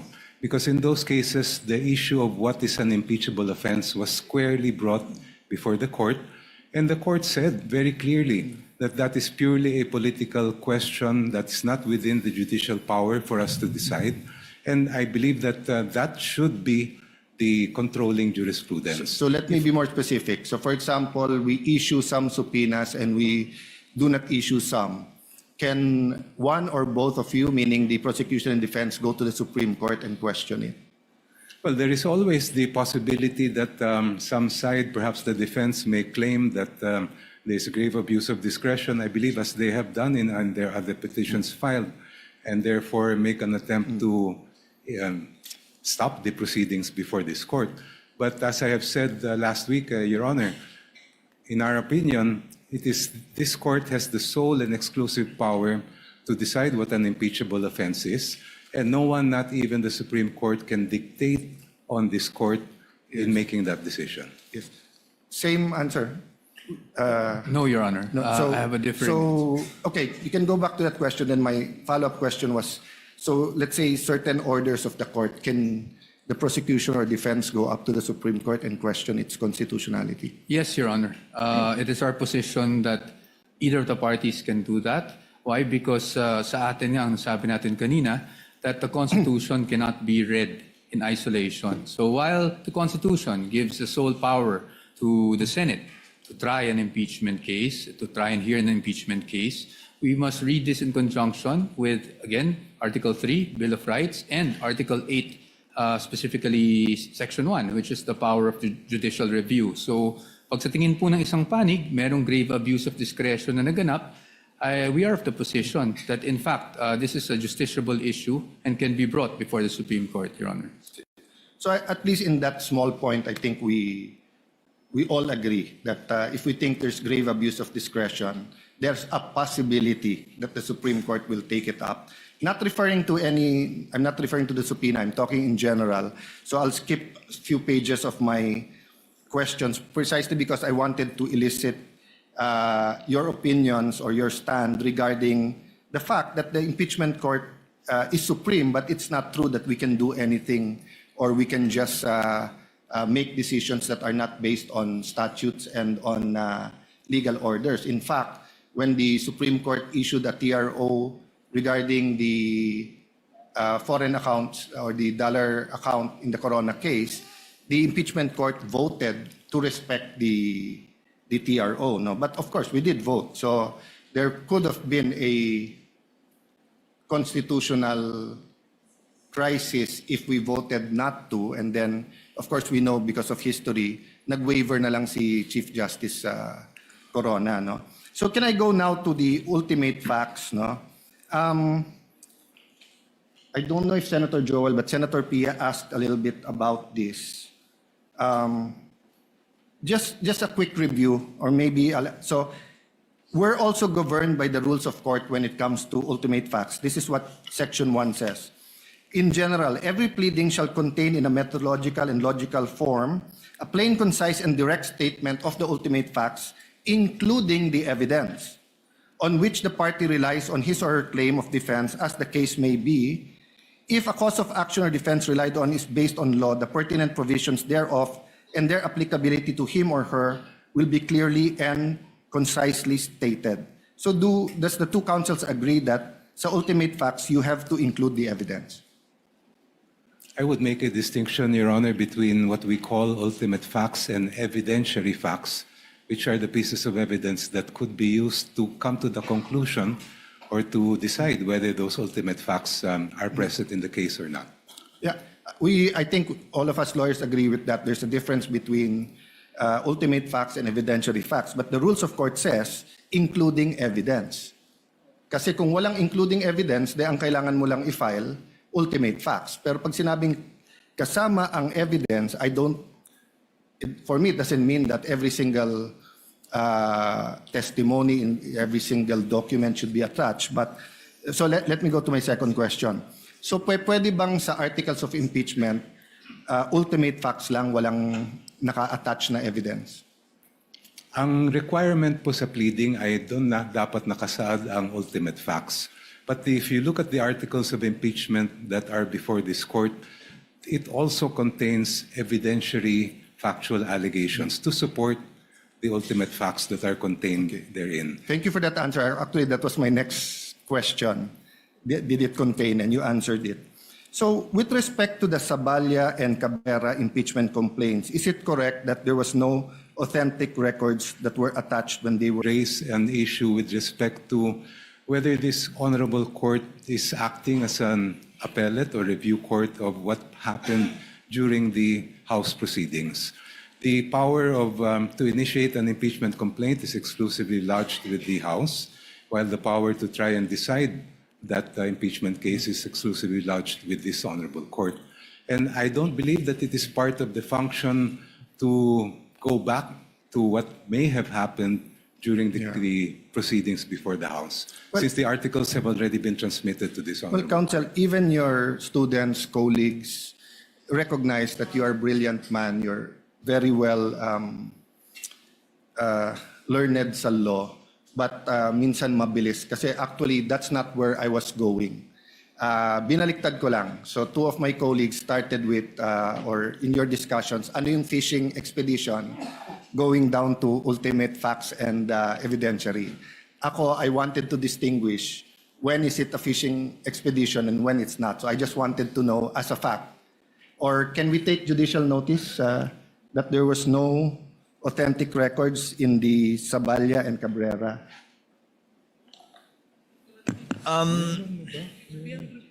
What's the point again, Senator Judge? There were no authentic. It was just preliminary because I wanted to compare it with other impeachment complaints, and I wanted to ask the question, when is it a fishing expedition or hindi? So these are legitimate questions. So factually, yung Saballa and Cabrera ba, may authentic records attached. Ang information ko, wala. But I don't want to...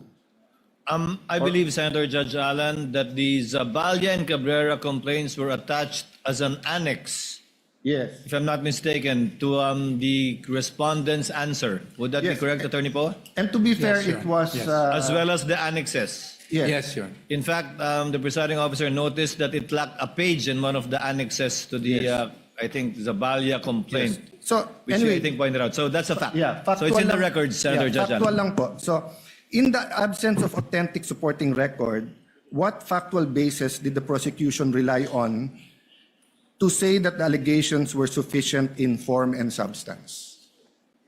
If I recall correctly, Your Honor, please, there were some attachments to both complaints. And I'm not aware of any rule in the House of Representatives as far as impeachment cases are concerned that limit what may be discussed or investigated by the committee to only what is contained and attached to the Yes. impeachment I'm not complaints. questioning if there's an attachment. I'm questioning whether there was, I'm asking question. I'm not even questioning it. I'm asking questions on if there were authentic records. So I'll move on. No? In the complaint against President Bongbong Marcos, the finding was the complaint failed to establish any factual nexus between the president and an impeachable offense. What are presented were policy and disagreements and generalized accusations, not ultimate facts. Yun ang finding ng Committee on Justice. Correct? Yes, Your Honor, Okay. to the best of my So recollection. that's my question. After answering that question, does the prosecution agree that the requirement of alleging ultimate facts applies equally to all impeachment complaints, regardless of it's the president or the vice president, regardless if it's the ombudsman or the COA chairman? Yes, Your Honor, and as I recall, when the members of the committee examined the complaint filed against the president, the conclusion of the committee was in fact that there were only conclusions of law contained in that complaint, not allegations of ultimate facts. Yes, yet in that complaint, there were documents attached, authentic records, and the House did not ask na masupina yung AMLA, BIR, and bank records of the president. The requirement, if Your Honor, please, of ultimate facts is really based on what is alleged in the petition or complaint But itself. what was the exact words of counsel? Ang katotohanan ay hindi Confidential. confidential. So why in the case of President Marcos is the katotohanan confidential, but in the case of Vice President Sara, it's not confidential? Wala naman po akong maalalang ruling ng committee in the case of the president na meron silang sinabing confidential. No, What I recall is that the conclusion was that the complaint did not allege Yes. ultimate facts. So there was a conclusion even before asking for all of this. But in this case, there was a conclusion that there's no nexus between the president and an impeachable offense. In this case, walang authentic documents, pero humihingi ng supina kasi yung katotohanan hindi confidential. So, which goes to my, well, first, let me honor who I should honor because it seems that the Lisa Masa complaint, which was endorsed by ACT party list, was here kanina, and I think Antonio Tino, I think Sara Elago was here the last week, and I think Representative Ko was here. So in their case kasi, I can say walang selective justice because they wanted the same standards of president and vice president. So that's my next question. We want fairness for everyone and for the Filipino people, but would it be unfair to require 20 years of documents from AMLA, BIR, and bank accounts from Vice President Sara without requiring the same from President Bongbong, considering that all of these scandals is happening during his administration? If the allegations of the complaint against the president did in fact contain ultimate facts, I would see no reason why the Committee on Justice should not have proceeded with it. So I'll take that answer. May I ask the same question? Rule 8, ultimate facts including evidence. So the answer of the prosecution was that basta't may evidentiary facts. But ang nakalagay kasi sa Section 1 ng Rule 8, including evidence, what is the position of the defense on this? The defense follows strictly the rules, Your Honors. While I agree with the distinguished opposing counsel na iba yung ultimate facts and evidentiary facts, no? I don't want to blur that line. Tama naman po yung sinabi ng ating opposing. But yun nga po yung punto namin, no? In the Zavalya and Cabrera complaints, wala pong ultimate facts at wala din pong evidence or evidentiary na nakakalakip doon po sa mga complaints, and which is the very issue that we brought up to the Supreme Court, Your Honor. So if you were representing now the president and the opposing counsel was also asking for 20 years of records of AMLA bank accounts and BIR, would you still have the same position? Your Honors, That unless it is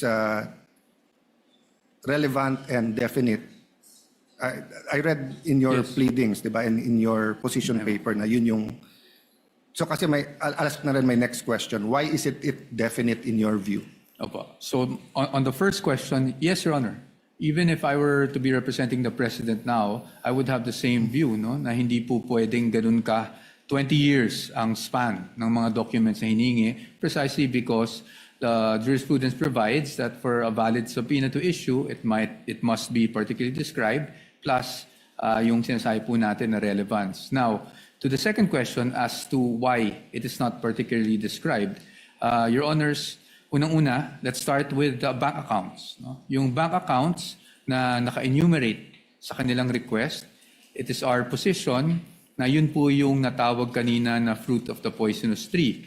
Because as you can see, lahat po ng pinanggalingan na accounts na yan ay yung AMLAC. But which we are contesting. No? Sa amin po, unlawful po yung naging disclosure sa Committee on Justice. But more importantly, pangalawa, aside from just the mere bank accounts, the documents they're asking, Your Honors, while they are specified, kung titingnan mo talaga ng mabuti kung anong hinihingi nila, they're asking for all bank records without any assertion as to why all of these are relevant to prove whatever allegation they have stated in the articles of impeachment. I'll skip many questions here and go to that question. But to be fair, Congressman Dioknos, you said that's an exclusive authority, right, power of the House. So if I want to question the difference, I'll do that in either the Senate or as a private citizen. So I won't go into that. But I ask that now in context of whether or not the certain parameters in the subpoena you're asking for is valid or not. So let me just go to this series of questions.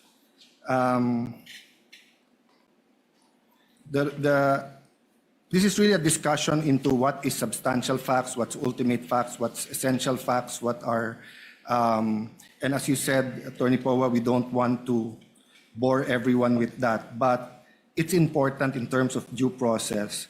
So basically, diba, the ultimate facts are that establish the charge, in this case, unexplained wealth. So let me put it this way in my question to Attorney and Congressman Prosecutor Joke. No.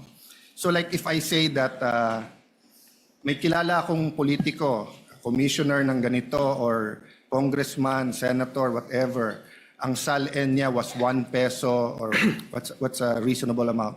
SALN niya was 1 million, 20 years later it's 20 million versus the commissioner of BIR in 5 years, it gained 50 million compared to this congressman ganito. Then I said, eto lang income niya, unexplained wealth yan. In your view, is that sufficient na for the impeachment court then to issue the subpoenas? Or do you have to specify na, for example, you say that that commissioner, sa SALN niya, he only had 2 cars, but he actually has more than 4. Therefore, penging subpoena para sa LTO. O that commissioner, ang sabi niya, isa lang ang bahay niya.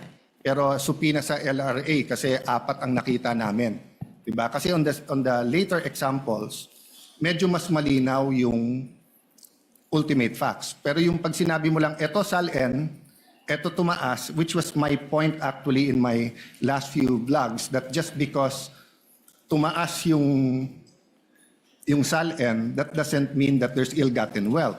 But my question there was, does that give us now the authority to get the bank accounts, the AMLA and the BIR? Because whatever we do in the impeachment court is for impeachable officers.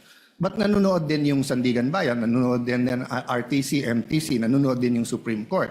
So whatever rule we have here, that will influence then how we deal with barangay captains all the way to anyone who's not impeachable, no? For unexplained wealth, Your Honor, I believe the ultimate facts must include the following. First, that the person involved amassed wealth.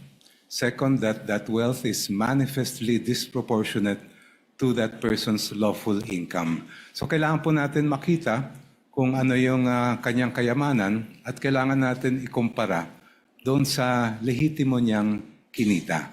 And that can be only determined by looking at the records that we are requesting from this honorable court. No, but if you're just looking at the SALN at yung kinita niya, so I'll give you a example. No? I won't name the person para walang mag-react.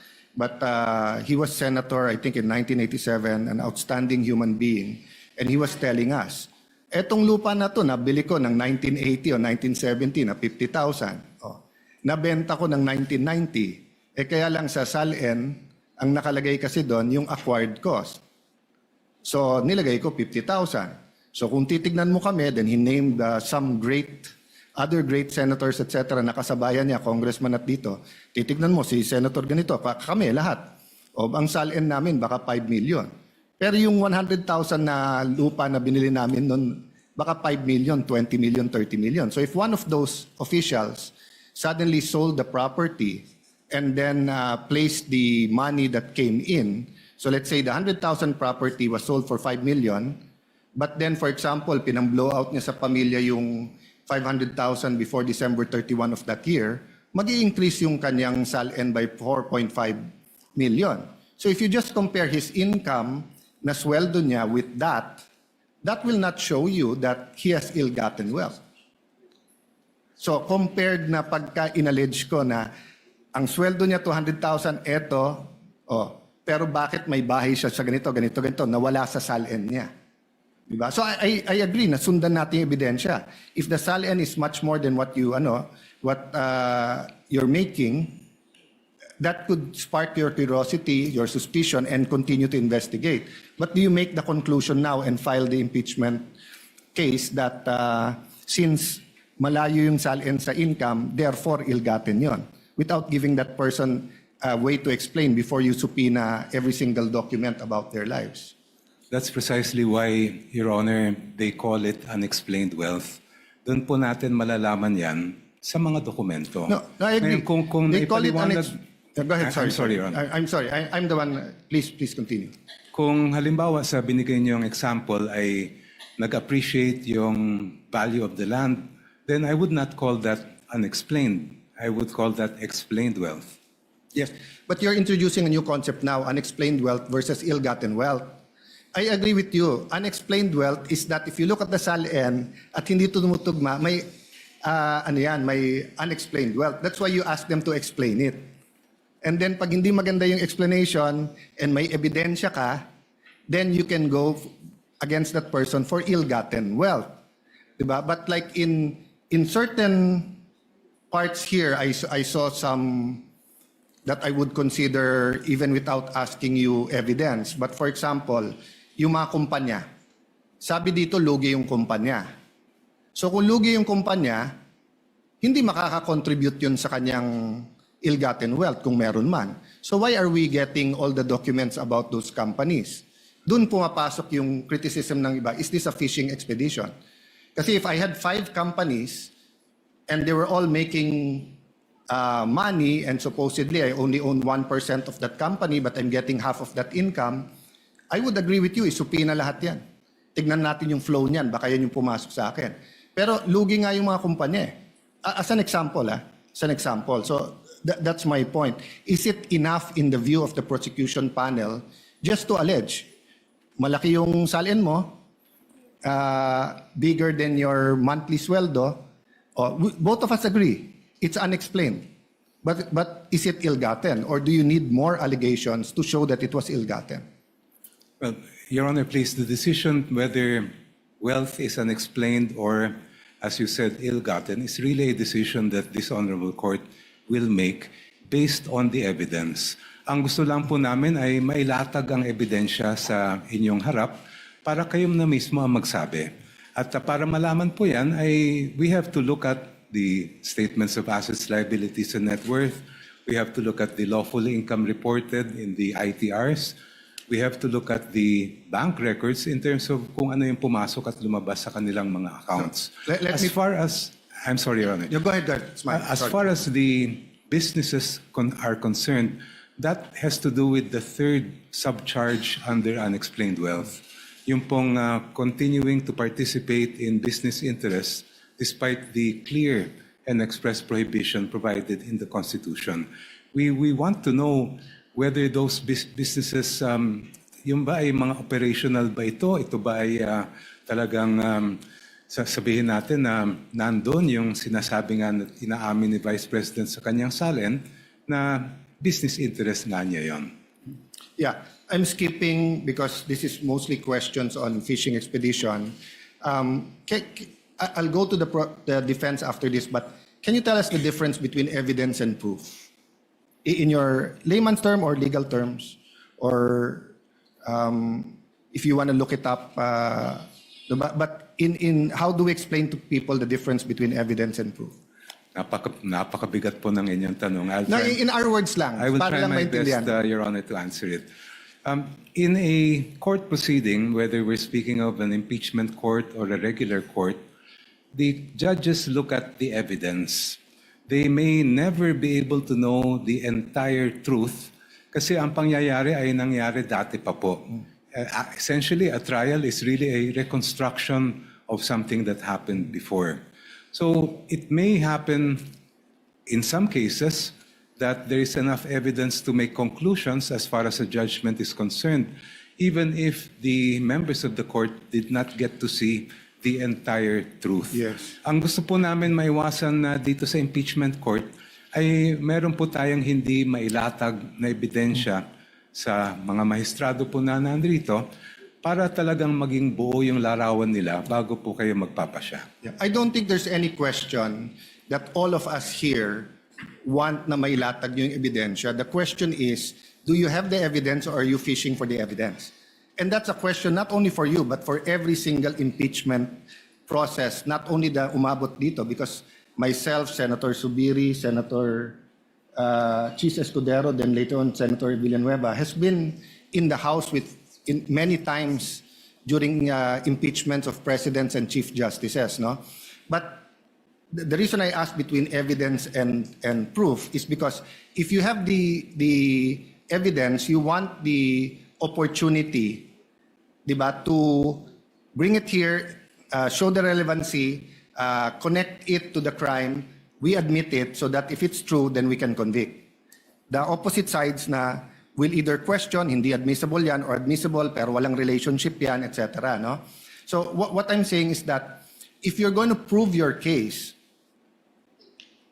with no evidence, except that if you get all of that, then magiging arbitrary yung House of Representatives, sinong gusto nilang i-impeach, because almost any public official who's been there for a long time, you will see discrepancies in their SALN because unang-una iba yung acquisition cost at iba yung current value at iba din yung deadline ng December 31, no? Which after this I'll ask the defense to answer, then I'll go into the AMLA, which is different from bank accounts, no? So if you're coming to the court with evidence already, but kinukuha mo yung subpoena na yan, di ba, to further prove your point, I don't think there'll be a question there. As Attorney Powa said kanina na kung yung BIR box na yan, alam natin yung laman, and dapat gamitin dito, they inallege nyo na. Pero kung hindi alam yung laman, are we fishing there if there's a tax evasion or wala? I don't know the answer. I'm asking you the question. You can answer it in any way you're comfortable in answering. If I may briefly narrate the procedure that the House might had to undergo for the articles to reach this honorable court. When the complaints were filed before the House of Representatives, the Committee on Justice was tasked not with conducting a trial, not with ferreting out all the evidence, but simply determining whether there was probable cause to proceed with the case. So hindi po namin hinanap yung kabuuan ng ebidensya dahil hindi po namin tungkulin yon. Yes. When we made the determination that there was sufficient probable cause to proceed with that case, then that is what we submitted in terms of the articles of impeachment that reached this honorable court.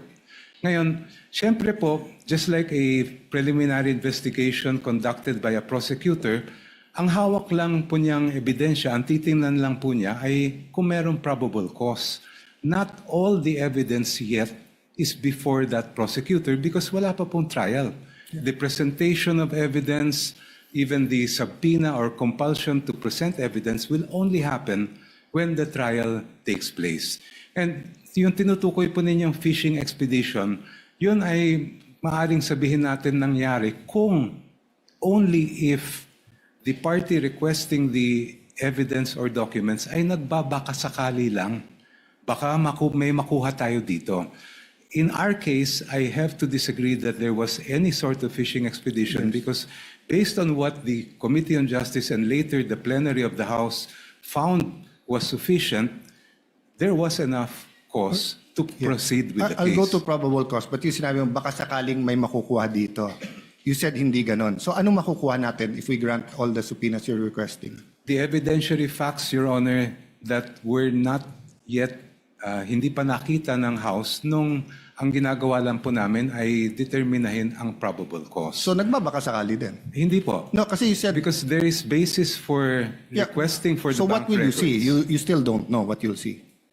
We are basing the request for the bank records on the evidence and information provided by the Anti-Money Laundering Council, which appears to show that there were billions of pesos that went through the accounts Okay. of the Vice President during that Let's go period to of that time. with the permission of the defense, then I think you're listing down naman. So the Anti-Money Laundering Council, no, does not deal with income. They deal with flow, right? So pag sinabing billion, that doesn't mean that a certain official has billions in their account.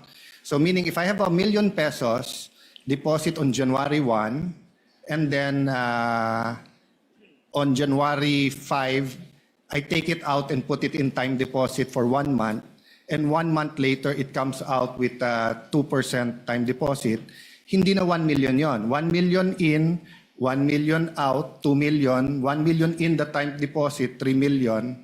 Paglabas na may 2%, 1 million 2 pesos, 1 million 2,000 pesos, 4 million na yon.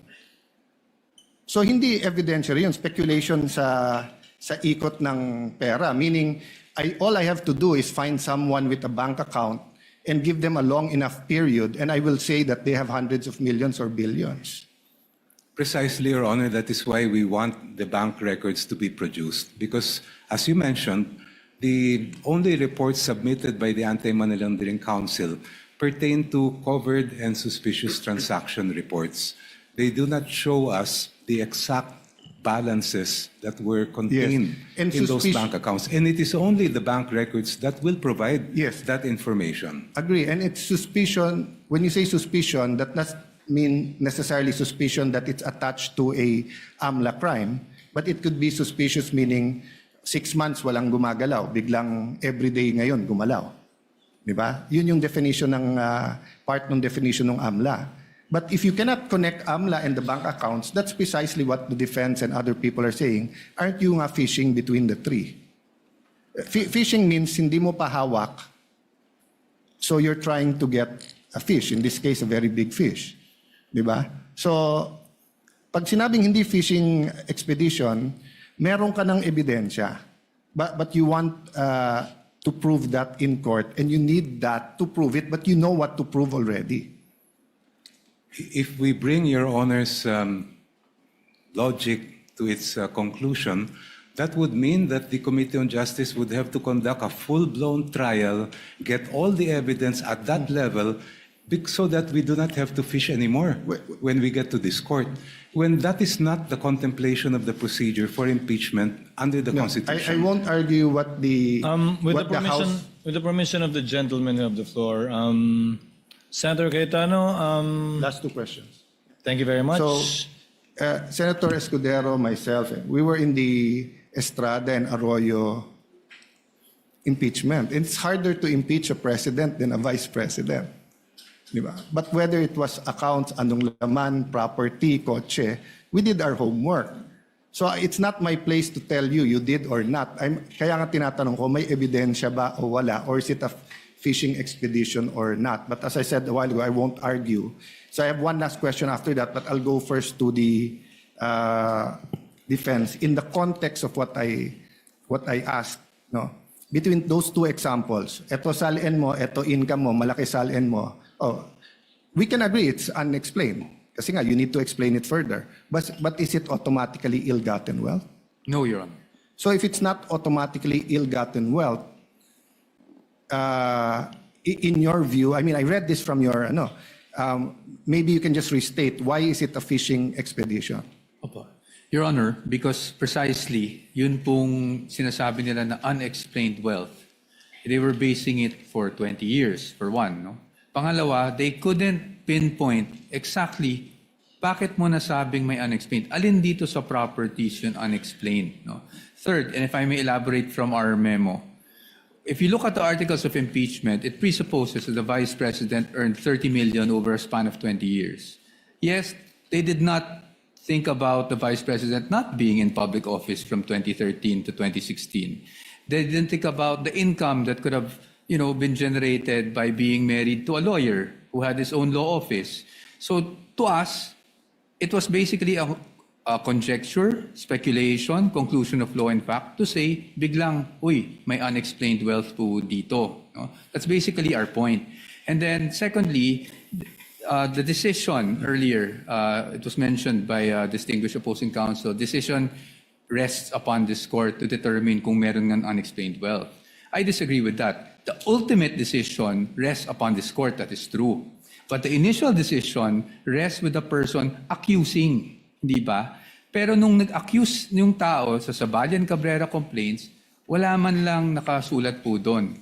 Kanina na-mention po yung should the Committee on Justice now conduct a full-blown trial? No, it shouldn't. It should just evaluate the complaint. Parang nga pong piskal, parang preliminary investigation. Pag tayo po pumunta sa piskal, at ang dala lang natin doon ay puro paratang, wala man lang supporting document, what will the fiscal do? Dismiss the case outright. Yan naman po ang totoo. No? So that was our point to begin with, and that is why we're saying fishing expedition ito.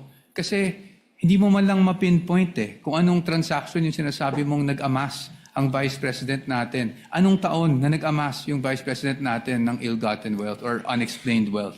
At dahil doon, ngayon, we're asking for records spanning 20 years, both, BIR records, bank records, AMLAC records, which they already have, actually, from the Committee on Justice. Pero, hindi natin ma-pinpoint, alin ba talaga dito? We cannot specify kung ano yung act, ano yung omission na ginawa niya na nakapag-amass siya ng unexplained wealth. Talking about both parties talking about the fiscal or prosecutor, actually binago na rin ngayon. Probable cause with reasonable certainty mako-convict.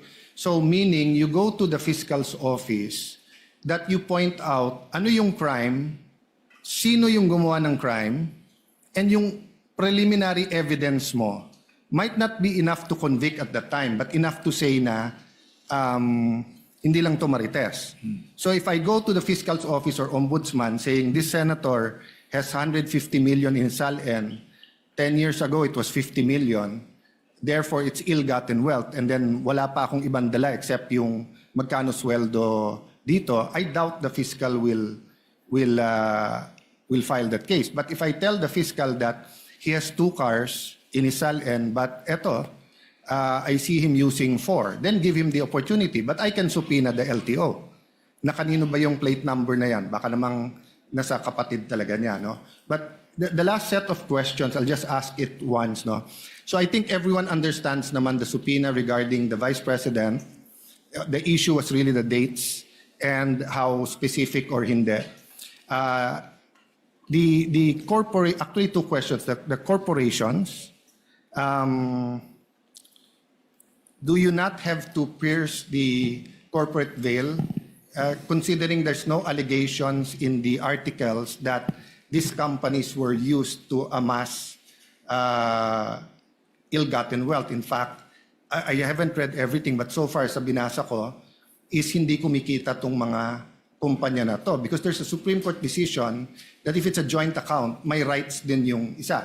And I don't even know if we informed all of those companies that we might subpoena their records. So did we give them that opportunity? Isama ko na yung last question, Mr. Presiding Officer, and I won't follow it up, no? But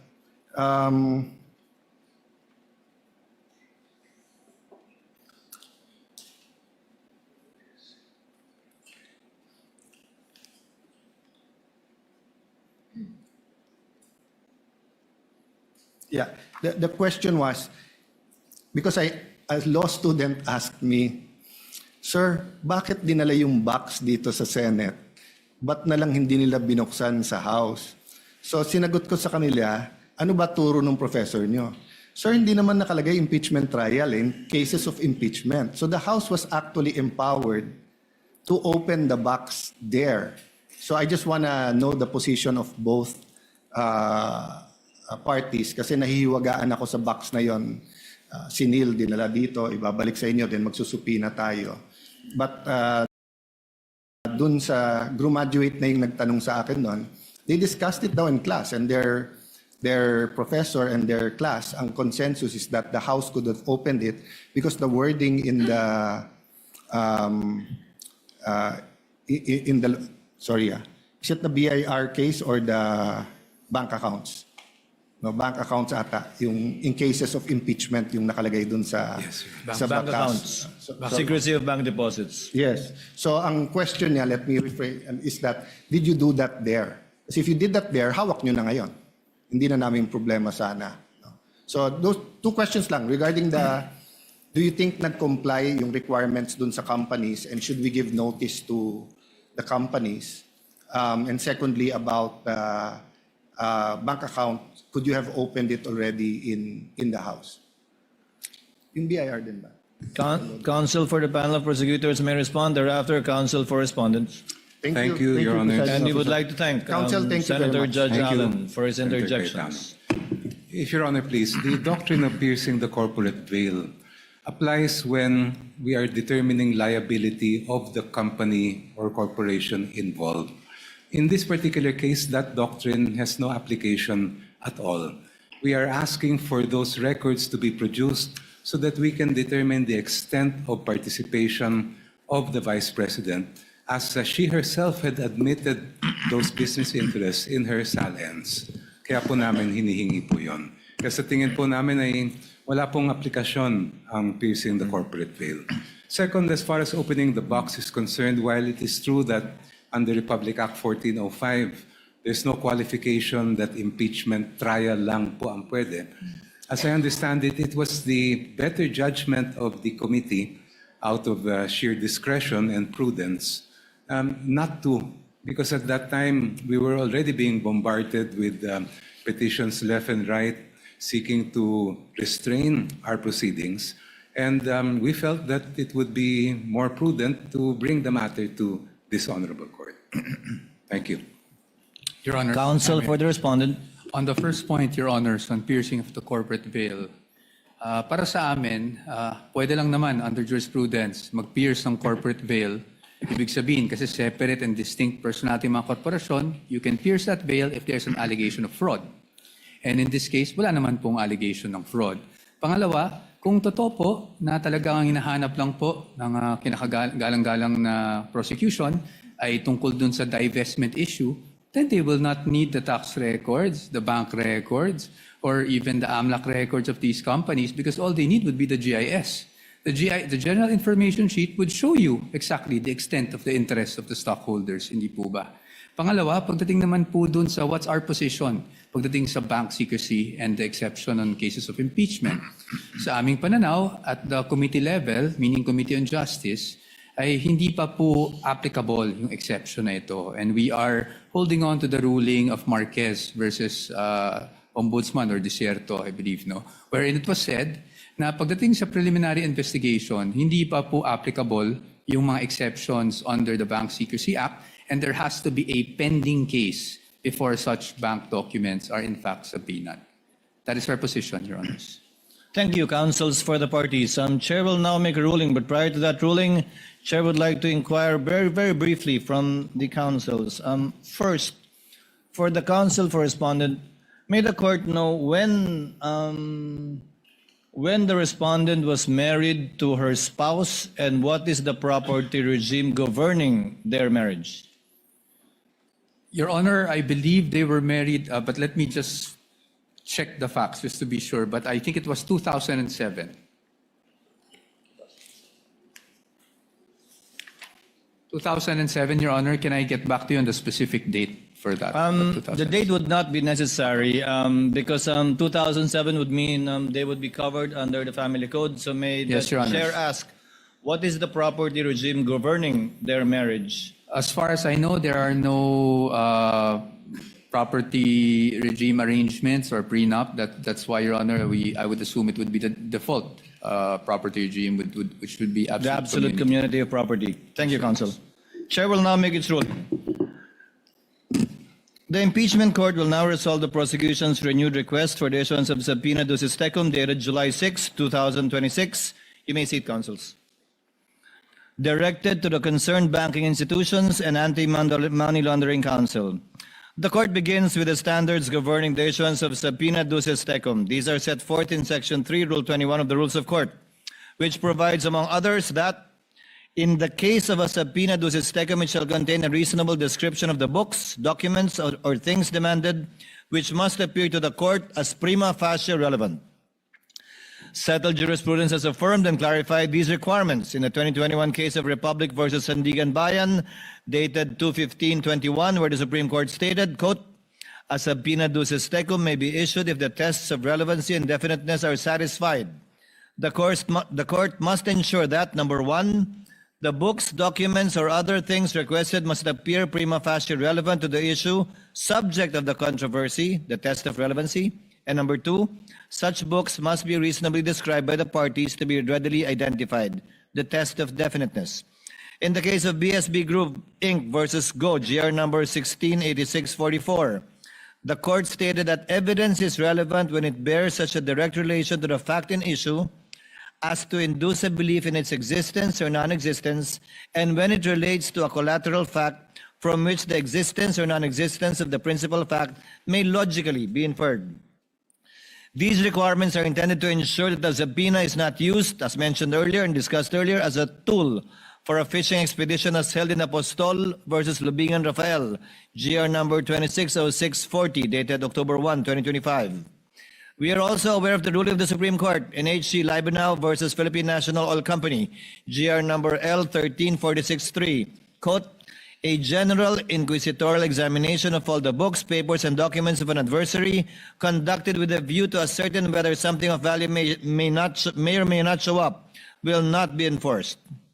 However, after a careful examination of the records requested, the court finds that the requested documents meet the requirements set forth above. They are reasonably described, readily identifiable, prima facie relevant, and material to the allegations under Article 2. This is not the first time that bank records have been examined by an impeachment trial. During the impeachment trial of former Chief Justice Corona, the Senate sitting as an impeachment court granted the prosecution's request for the production of bank records. In granting that request, the court cited Section 2 of Republic Act No. 1405, which expressly recognizes cases of impeachment as an exception to the confidentiality of bank deposits and the rights to privacy of depositors. As to the requested period from 2007 to 2021, the defense's objection is overruled. The respondents' invocation of what they refer to as offenses in term, quote unquote, in their memorandum, doctrine in Duterte versus HOR, does not avail. First, the documents requested under the subpoena ducis tecum will not be used to allege additional independent impeachable offenses. The court will not allow this in adherence to the doctrine laid down in Duterte v. HOR, as this will violate the respondent's right to be informed of the nature and cause of the accusations against her and her rights to due process at every stage of the proceedings. Rather, the court will only allow these records to be used to establish a factual baseline against which the respondent's assets, financial transactions, and business interests during her present term may be assessed. Establishing such a factual baseline is recognized in settled jurisprudence involving allegations that a public officer's wealth is manifestly disproportionate to the lawful income and financial capacity of the officer and the officer's spouse. As held by the Supreme Court in Concerned Taxpayer versus Doblada Jr., dated 8 June 2005, quote, in determining whether the properties acquired were manifestly out of proportion to the lawful income of the spouses, necessarily requires comparing their value with the spouse's salaries, benefits, other lawful income, and revenues from legitimately acquired properties or businesses. Further, in the case of Ombudsman V. Bernardo, GR number 18-1598, quote, respondents' beginning net worth must be considered for purposes of determining whether his disposable income was more than sufficient to justify his property acquisitions and foreign travels for the covered period, and whether he possesses the financial capability to acquire or purchase properties as reported in his SAL-N. Quote, such net worth of the respondent as declared in the statement filed by him or her from the first day of his employment with the government shall be considered as his true net worth as of such date for purposes of determining his capacity for future property acquisitions during his tenure as a public officer. Any unexplained increase in his net worth thereafter may fall within the ambit of the presumption provided for in Republic Act number 1379. The production, therefore, of the records from 2007 to 2021 is authorized strictly for that limited purpose only. Their admissibility and evidentiary use shall remain subject to the prosecution establishing their connection to the alleged unexplained wealth during the respondent's present term in relation only to Article 2 of the Articles of Impeachment. Now, with regard to the bank records held separately by Attorney Manasseh Carpio and jointly by him and the respondent, the defense's objection is likewise overruled. The respondent's reliance on Republic v. Eugenio is unavailing. That case involved only an ordinary civil inquiry into spousal assets that were not statutorily aggregated. On the other hand, Section 8 of Republic Act number 6713 requires public officials to disclose their assets, including that of their spouses. Their financial interests are therefore statutorily intertwined for purposes of disclosure. Respondent likewise insists on the separate legal personality and distinct right to privacy of Attorney Carpio, but this is likewise untenable. Article 75 of the Family Code explicitly provides, which is why the presiding officer earlier asked the property regime governing them. In the absence of a marriage settlement or when the regime agreed upon is void, the system of absolute community of properties established in this code shall govern. Under this regime, Article 91 dictates that community property shall consist of all the property owned by the spouses at the time of the celebration of marriage or acquired thereafter. Furthermore,